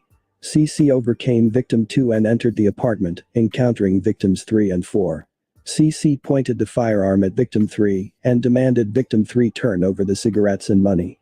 CC had a roll of brown tape and used a kitchen knife from the apartment to cut a piece off, and CC placed the tape over victim 3's mouth. Black continued to struggle with Trigga, and CC took the tape off of victim 3, exited the apartment and began again to struggle with victim 2. During the struggle, Trigga pistol whipped Black in the head with a firearm and Black sustained injuries to his face and hands. Also during the struggle, a wall was damaged from the impact of Trigga and Black's bodies. Not surprisingly, during the struggles, one of the firearms carried by the robbers went off and Trigga and CC fled, leaving their baseball caps behind. Victim 3 saw one of the robbers, Trigga, bleeding from the leg. Trigga left a trail of blood in the doorway of the apartment and down the hall. At approximately noon that same day, Trigga checked himself into the emergency room at Lincoln Hospital in Bronx, New York, with a gunshot wound to the left leg. Black was transported to another hospital by ambulance for medical treatment for cuts and scrapes to Black's face, head, mouth and hands, a dislocated shoulder and an injured knee. Victim 2 was also transported to the hospital, where victim 2 received treatment for a fractured finger and tendon damage. The following day, on or about April 22, 2015, Trigga was read his Miranda rights and agreed, both orally and in writing, to speak with a special agent. He informed the agent, in sum and substance, of how the robber went down, and that prior to the attempted robbery, he had purchased cigarettes from Black. That was the Harlem robbery, so let's get back to Mount Vernon. In September 2015, tensions between the Goonies and the 70 Boys, also known as the Much Better Gang, MBG, were running high as a result of multiple recent incidents of violence, including the shooting of Kelts a year prior by Mark. The Goonies would soon get back. Trigga had instructed another Goonies member to keep an eye out for the leader of MBG. Midday on September 15, 2015, information that the victim was meeting with his parole officer in New Rochelle. Kelts and Trigga drove towards the victim and began following the victim, as the victim was driving away from the parole office. You probably thought Kelts was dead, but nah, he survived the 2014 shooting. Anyway, the two were trailing the victim, and when the victim came to a stop at a stop sign outside a daycare center on Clinton Avenue in New Rochelle, Kelts and Trigga pulled up alongside the victim in their own vehicle. Keltz was behind the wheel, and Trigger fired multiple shots at the victim, hitting the victim multiple times. The victim was taken to the hospital and required extensive medical treatment, but survived. After committing the attempted murder of the victim, Keltz and Trigger drove away, but their vehicle was spotted by law enforcement. Law enforcement attempted to stop the vehicle being driven by Keltz, but Keltz and Trigger sped away. As law enforcement were following the vehicle, it slowed down momentarily, and Trigger jumped out and attempted to flee on foot. Law enforcement chased down Trigger and recovered a gun and a backpack Trigger was carrying. At the time, Keltz managed to evade law enforcement. Salute to my sister Rain that stepped in the building. Word up. But yo, Sonny, you know how it go, bro? It's everywhere. It's everywhere, King. You know what I'm saying? But like I said, I'm going to present some joints, and then I'm going to have little intermissions. You know what I'm saying? If you go to my playlist, I have a web series that's there called Mr. Mister. Mr. You get what I'm saying? Great web series. You get what I'm saying? It made it to the movie theater. You feel what I'm saying? So if you go to my playlist and you see Mr. Web Series, go check that out, y'all. But yo, we're gonna have a little quick intermission. This is great grandson of We Rebuilding We, and this is the Mr. Intro. This is Channel of We Rebuilding We, another production by Roadblock Prod. This is Channel of We Rebuilding We, another production by Roadblock Prod MM of GGCTV.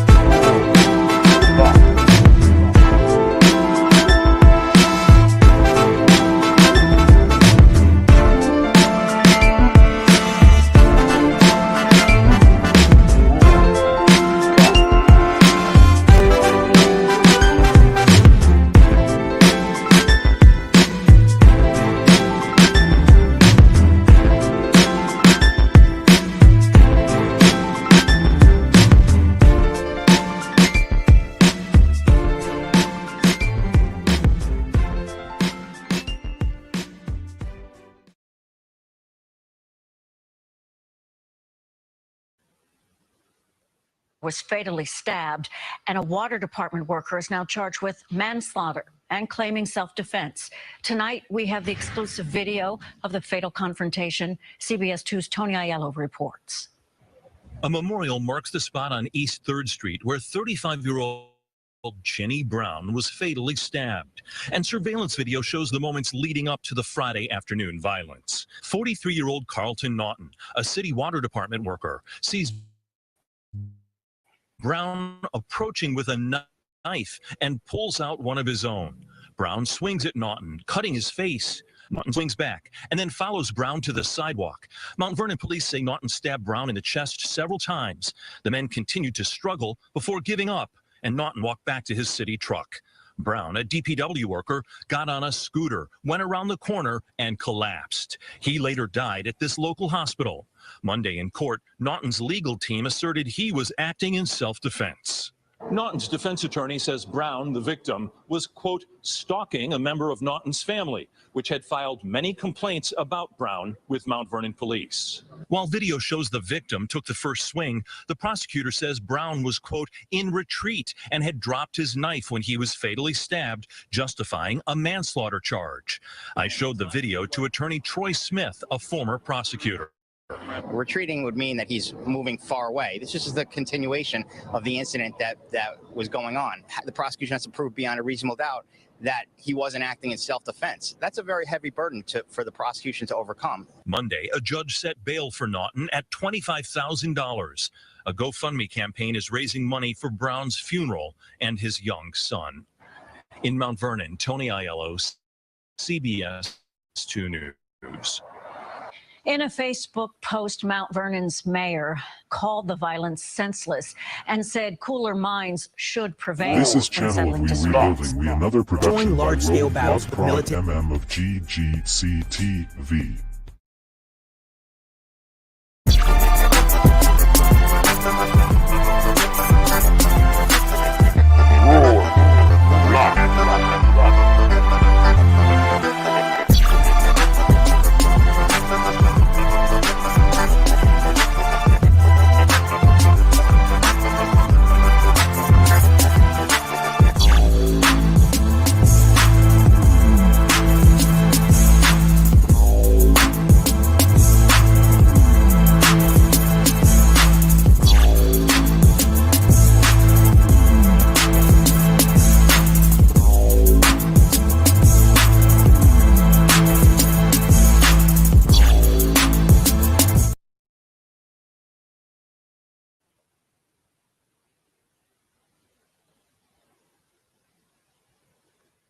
This is Channel of We Rebuilding, we another production by Road Block Prod MM of GGCTV.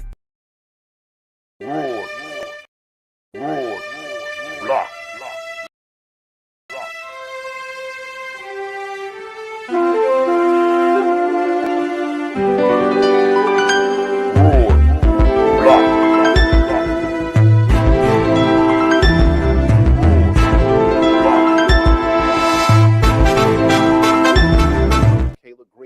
Killed a week Vernon boys basketball team.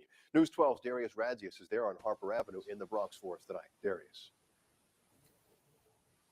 Well, there are a lot of heavy hearts here. Many are still grieving. Friends and family in the community are gathered here in front of Kayla Green's father's home. There's people now making speeches here in front of photos of Kayla that's hanging above lit candles.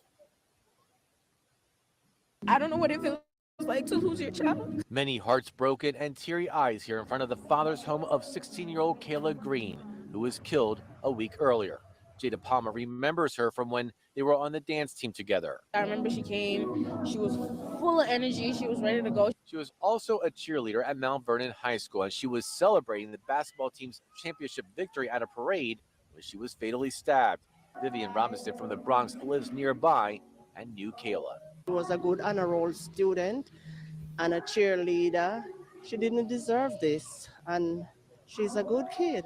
Palmer says this is a huge loss, and Kayla touched so many lives in her short life. It's heartbreaking because nobody ever wants to. We shouldn't be here for this reason. This shouldn't be the reason why everybody's gathering, why the whole city's coming out. Sorry. Robinson says she's been devastated and wanted to be here to support Kayla's father. She's gone, and all we can do is pray for them and see that everything is going fine, you know, but it's not a good feeling.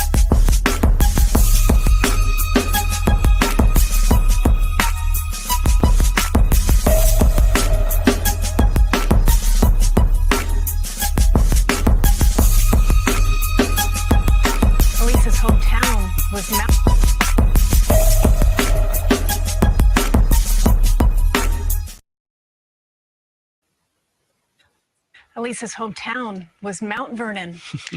And tonight the city is deeply feeling the loss of a cherished native daughter. CBS 2's Tony Aiello reports Elise loved her community and loved her right back. She was a top student at Mount Vernon High School and a role model who balanced a love for the arts with the science of weather. I always tell people Mount Vernon produced the coolest nerds you'll ever want to meet. And I think Lisa was, definitely a proud, cool nerd, articulate, educated. Mayor Sean Patterson Howard and City Council member Lisa A. Copeland considered Elise Finch something of a little sister. Both knew her for more than 40 years. Elisa's Mount Vernon roots ran very deep. Her family here for multiple generations. Her mother was an educator. Her father owned a store here on 4th Avenue. Jimmy Finch was the last Republican elected to the city council. His guidance and the example of a strong mother and older sister, no doubt shaping Elise into the woman she became. The way that Papa Finch and Mama Finch connect with people, you could see that in Elise and Kia. Any type of person, anybody, it didn't matter. They could connect with anybody. Elise stayed connected in Mount Vernon, participating in the Jack and Jill program to help children build leadership skills and character. Even though her schedule was busy, when I needed something, if I called on her, she was always willing to jump in and assist. And it was always appreciated. She always did it with a smile. So I smile as I remember just, the energy that she brought anytime she was around. For husband Greg Enriquez and daughter Grace, the mayor of Mount Vernon has this message. It's not going to be easy growing up without her mom, but we will be there to support Greg. We will be there to support Grace. They just have a very deep and rich tribe of people who will Mount surround Vernon them, nights and that's all what we're going day. to do. And the Mount Vernon mayor told Tony the city is already considering ways to commemorate Elise, honoring her life and impact. And as her neighbor in Mount Vernon, I can tell you, we are all feeling the pain there. She did so much. This is Channel of We Rebuilding, another production by Roadblock Pod and GGCTV.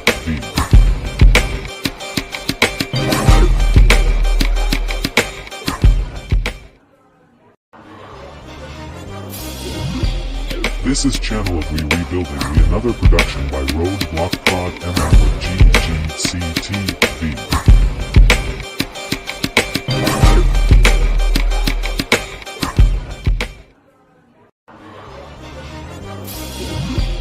This is Channel of We Rebuilding, another production by Roadblock Pod and GGCTV.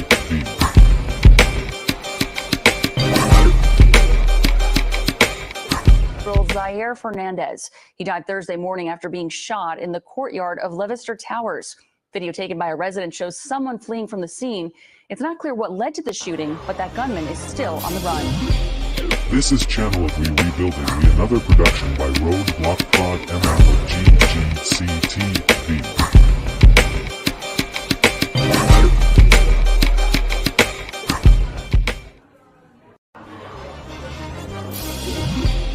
This is Channel of We Rebuilding, another production by Roadblock Pod and GGCTV.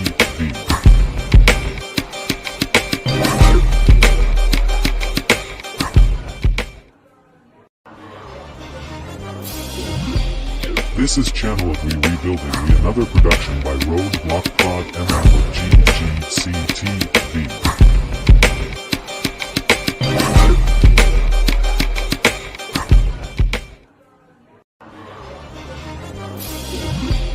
This is Channel of We Rebuilding, another production by Roadblock Pod and GGCTV.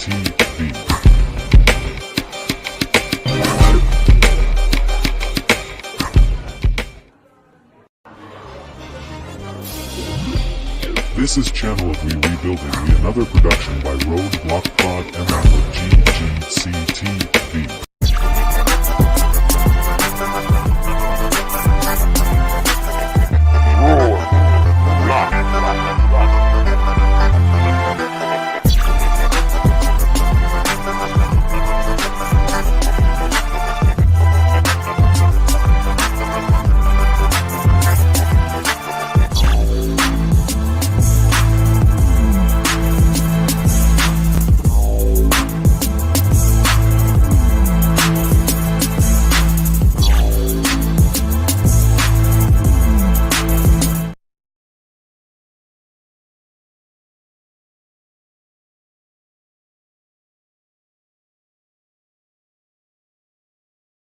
This is Channel of We Rebuilding, another production by Roadblock Prod MM of GGCTV.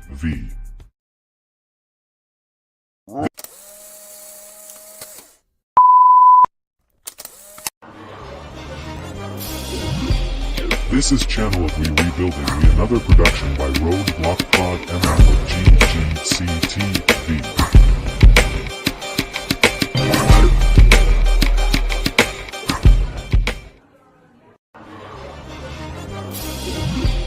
This is Channel of We Rebuilding, another production by Roadblock Pod and GGCTV.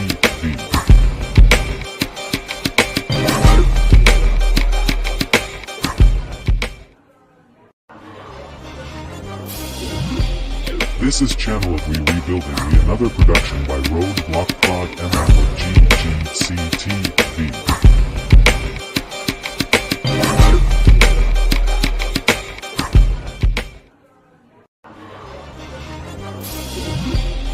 This is Channel of We Rebuilding, another production by Roadblock Pod and GGCTV.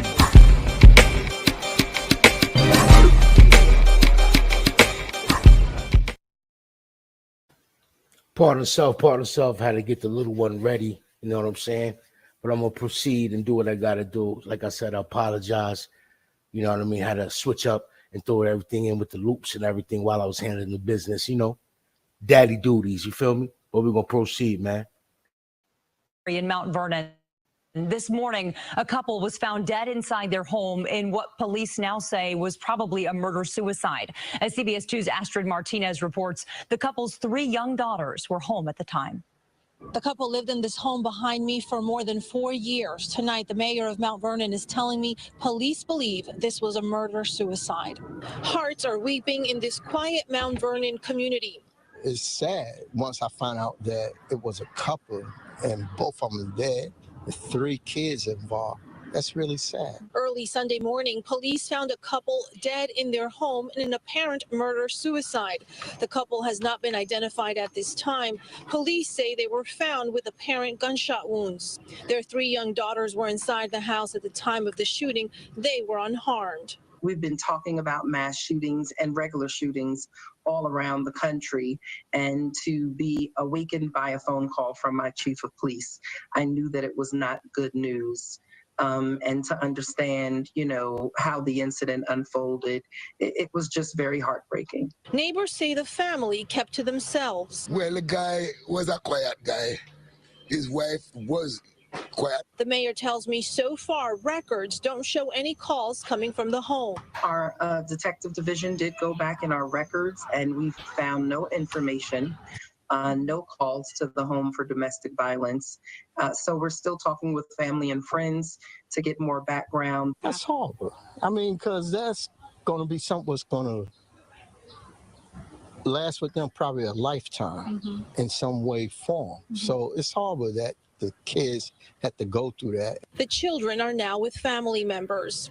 Now, this shooting is still under investigation. The mayor tells me that right now they're providing the family and the children with mental health resources. In Mount Vernon, Astrid Martinez, CBS News, New York.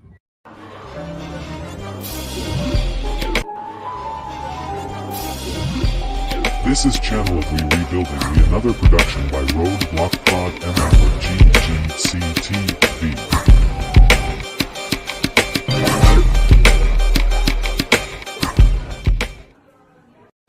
Police have launched This is Channel of We Rebuilding, another production by Roadblock Pod and GGCTV.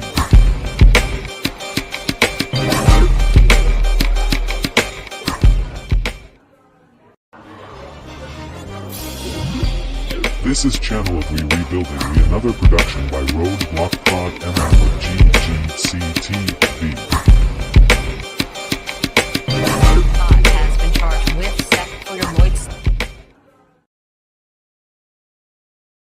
Scott has been charged with second-degree murder.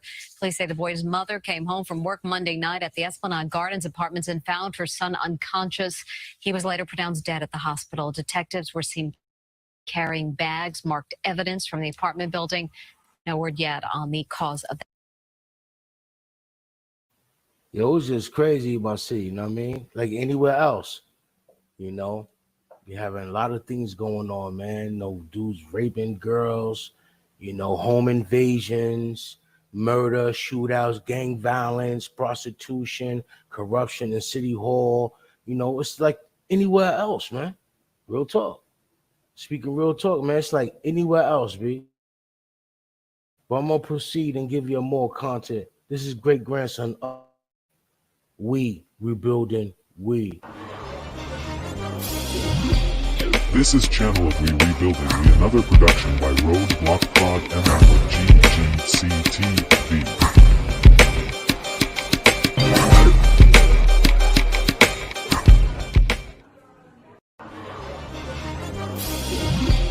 This is Channel of We Rebuilding, another production by Roadblock Pod and GGCTV.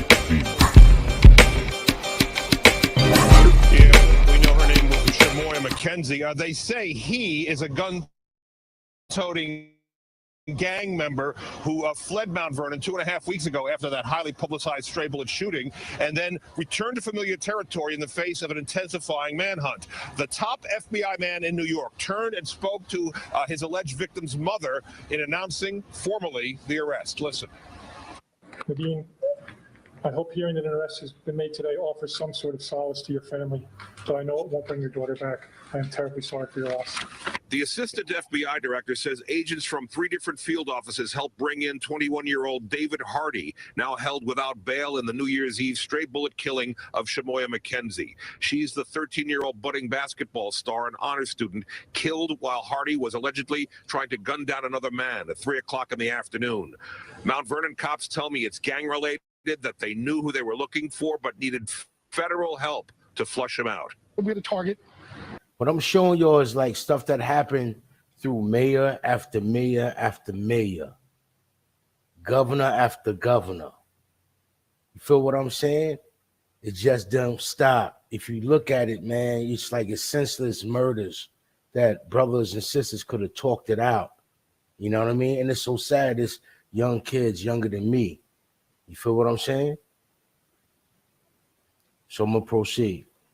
The target. Now, was he being pursued out of state? Did he flee back to Mount Vernon? Yes.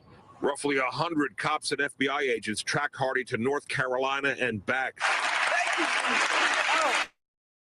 News of the arrest brought people to their feet at an MLK Day event Monday evening. The victim's mother remains bitter about neighbors who initially balked at helping cops identify the shooter. It's not easy. It is not easy, although they caught him. And, you know, it hurt me that people who saw didn't come forward right away to help the police. Investigators brought heavy pressure to bear on the street. The new Westchester DA and the Mount Vernon mayor say the case has hit a nerve. I'm a Mount Vernon resident. I'm born and raised here. Went to Mount Vernon High School. This is my town.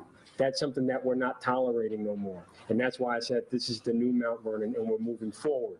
The suspect's attorney says police have no forensics. I don't believe that there's any physical evidence in this case linking Mr. Hardy to this particular crime. And Hardy's attorney also points out there was tremendous pressure to make an arrest. He likened it to the Central Park jogger case, and he called this a possible rush to judgment. Hardy will be back in court here on February 2nd. The formal charges are second-degree murder and criminal possession of a weapon.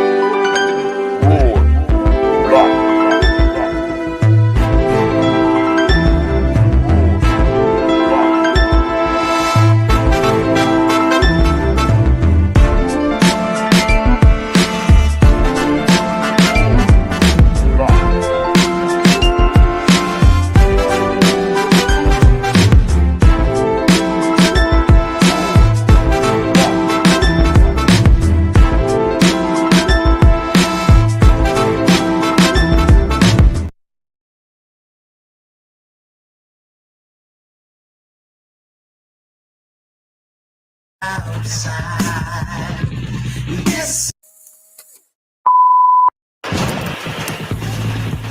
it's a storm outside. Yes, it is. It's a storm outside. You can run, but you can't hide. It's a storm outside, yes it is. When the storm comes, I will never be scared. I will never be scared. I will never be scared. Be scared. That's what they all say. The storm comes. I am very prepared. I am very prepared. I am very prepared. That's what they all say. There's trouble, there's trouble in the streets that we are from. Shorty hustles, I say he hustles, and he thinks that he's the one. They see him bubble, you see them struggle. They took his life with the next man's gun. Jealousy wouldn't listen, they wouldn't listen. And now two mothers lost both of their sons in the storm. It's a storm outside. Yes, it is. It's a storm outside. You can run, but you can't hide. It's a storm outside. Yes, it is. The storm comes. I would never be scared. I would never be scared. I would never be scared. Be scared. That's what they all say. The storm comes. I am very prepared. I am very prepared.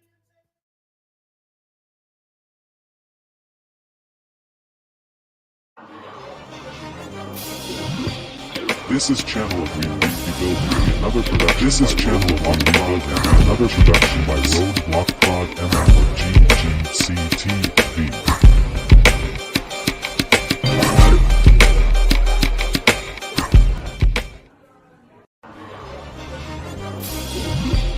This is Channel of Rebuilding, another production by Roadblock Pod and GGCTV.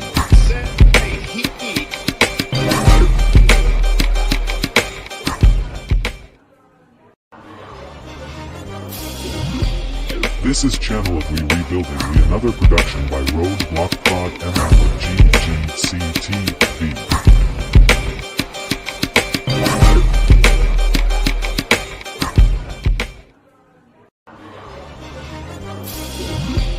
This is Channel of Rebuilding, another production by Roadblock Pod and GGCTV.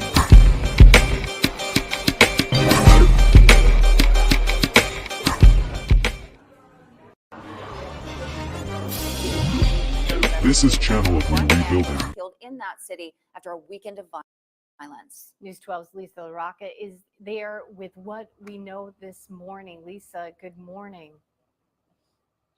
Yeah, good morning to you, Amy. Lisa, good morning, everyone. Yeah, really rough weekend here in Mount Vernon. And the one death that occurred happened in this taxi stand. Let me get out of the way and show you. You can see there's some candles over there lit right there, right inside this taxi business here on East 3rd Street. But good news is police have made an arrest. Now, this comes off a weekend where there were 5 shootings and 2 stabbings. Shortly before 11 o'clock on Friday, when police were called here to the New Line taxi for a report of a man stabbed, investigators say the victim, a man from New Rochelle, was rushed to Montefiore Mount Vernon Hospital where he was pronounced dead. Police say it appears the victim had been involved in some sort of altercation with another man in the rear of the taxi stand. The fight turned physical and ultimately fatal. Now, we're again told police did make an arrest in the stabbing.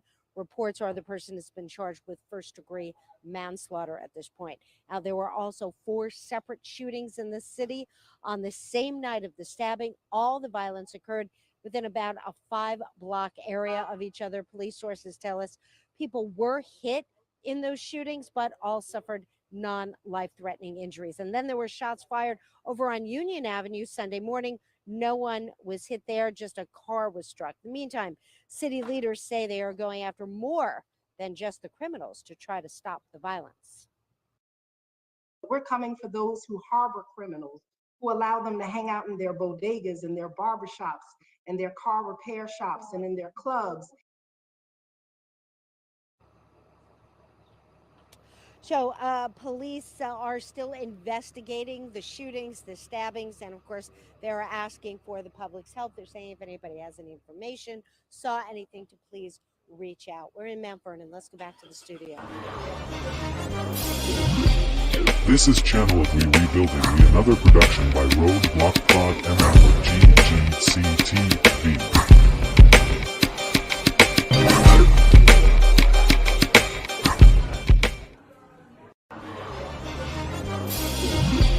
This is Channel of Rebuilding, another production by Roadblock Pod and GGCTV.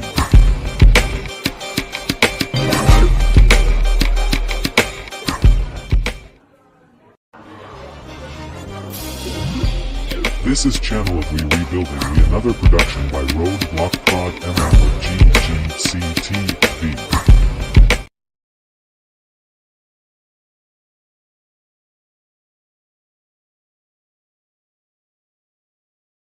At the Mansion Club in Mount Vernon. Police are investigating a deadly nightclub shooting in Westchester County. The gunfire broke up the Mansion Club in Mount Vernon as many were celebrating. The owner of the club, O'Neill Bandu, was killed by the gunfire. 4 others were injured. Police say the gunman had been kicked out of the club earlier, then returned and started shooting. I heard like about maybe 5 rounds. That startled me out of my sleep.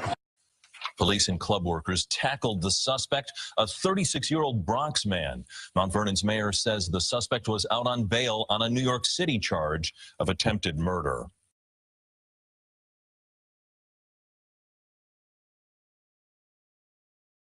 This is Channel of We Rebuilding We, another production by Roadblock Prod MM of GGCTV.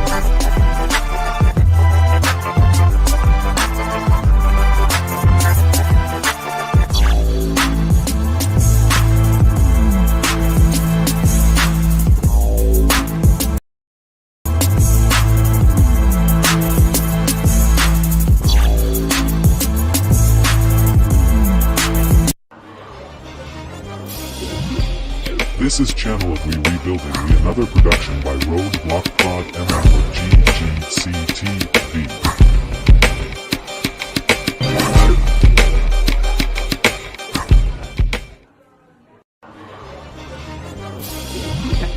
This is Channel of We Rebuilding We, another production by Roadblock Prod MM of GGCTV.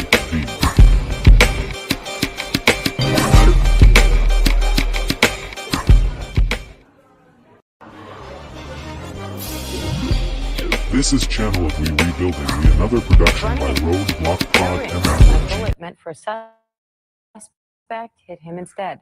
It happened where it has new information on the victim. The man shot by police died overnight. He was running an errand when a bullet meant for a suspect hit him instead. It happened in the middle of an NYPD undercover operation in Mount Vernon. CBS 2's Steve Langsford has new information on the victim from Westchester County. 61-year-old Felix Kumi was walking here just 4 blocks from his home Friday afternoon when he was shot and killed accidentally by an undercover NYPD officer in a gun buy and bust operation that went horribly wrong. Beekman Avenue in Mount Vernon Friday, the chaotic scene where one of 2 suspects inside an undercover officer's car robbed the cop of $2,200. There was some discussion, and a gun is put to our undercover's head. The gun, later determined to be a fake, led to shots fired from the officer, 2 bullets hitting innocent bystander Felix Kumi, who died around midnight. And I wanted to just reach out to her. How Daddy's doing? I said, you haven't heard Kenneth? I said, no, he passed away at 12:30. Grieving friends and congregants from the nearby Kingdom Hall where the victim worshipped attempted to comfort the man's family the day after. He's so wonderful. It's not fair. Not fair that it's just not fair. He was the best, just the best. He was like my second father. You couldn't ask for a better man. NYPD Commissioner Bill Bratton releasing a statement that reads in part, quote, I wish to express my profound sorrow and sympathy to the family of Felix Kumi. Mr. Kumi was blameless, and I tendered the department's support and service in their grief. There's no words. I can't imagine what it feels like to wake up one day and your father's gone. One of the suspects wounded in the gunfire. The other fled but was later captured. Felix Kumi was a school bus driver for First Student of Mount Vernon for 20 years. The company issuing a statement that reads in part, quote, "He was an exceptional employee and was very well liked by his peers. Our thoughts and prayers go out to his family." Felix Kumi leaves behind his wife, 2 daughters, and a son. In Mount Vernon, Steve Langford, CBS 2 News. This is Channel of We Rebuilding We, another production by Roadblock Pod and GGCTV.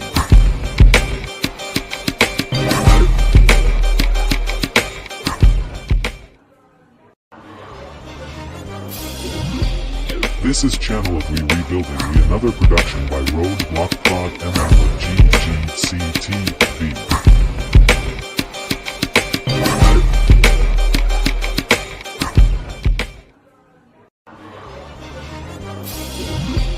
This is Channel of We Rebuilding We. What it do, y'all? What it do? This is great grandson of We Rebuilding We. This is Channel of We Rebuilding We, another production by Roadblock Pod and GGCTV.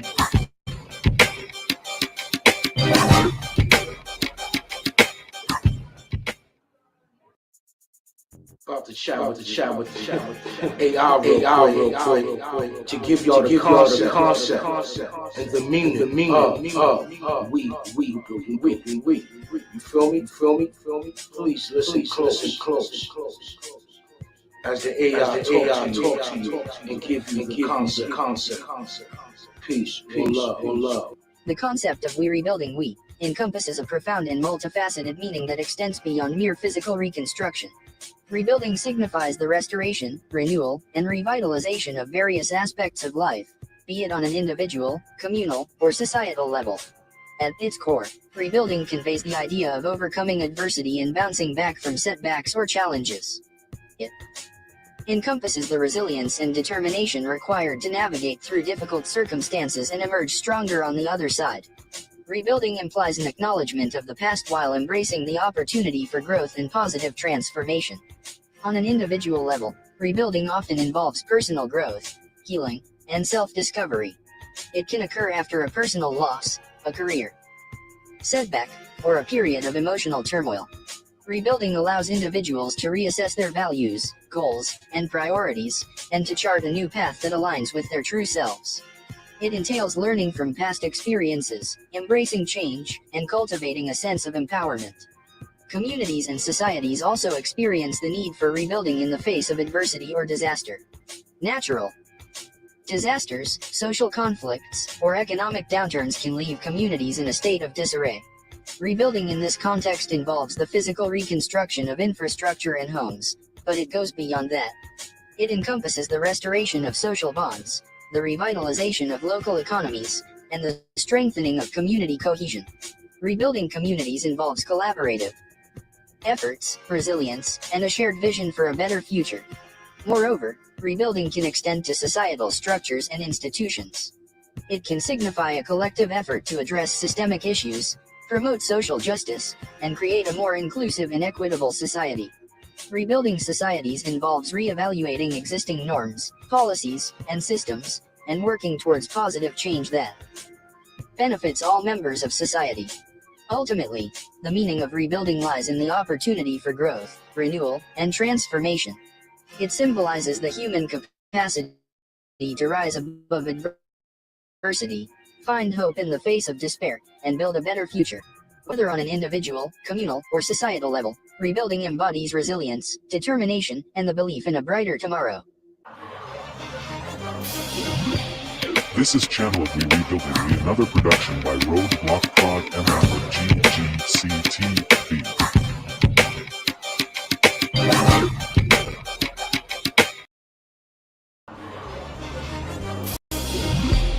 This is Channel, another production by Roadblock Pod and GGCTV.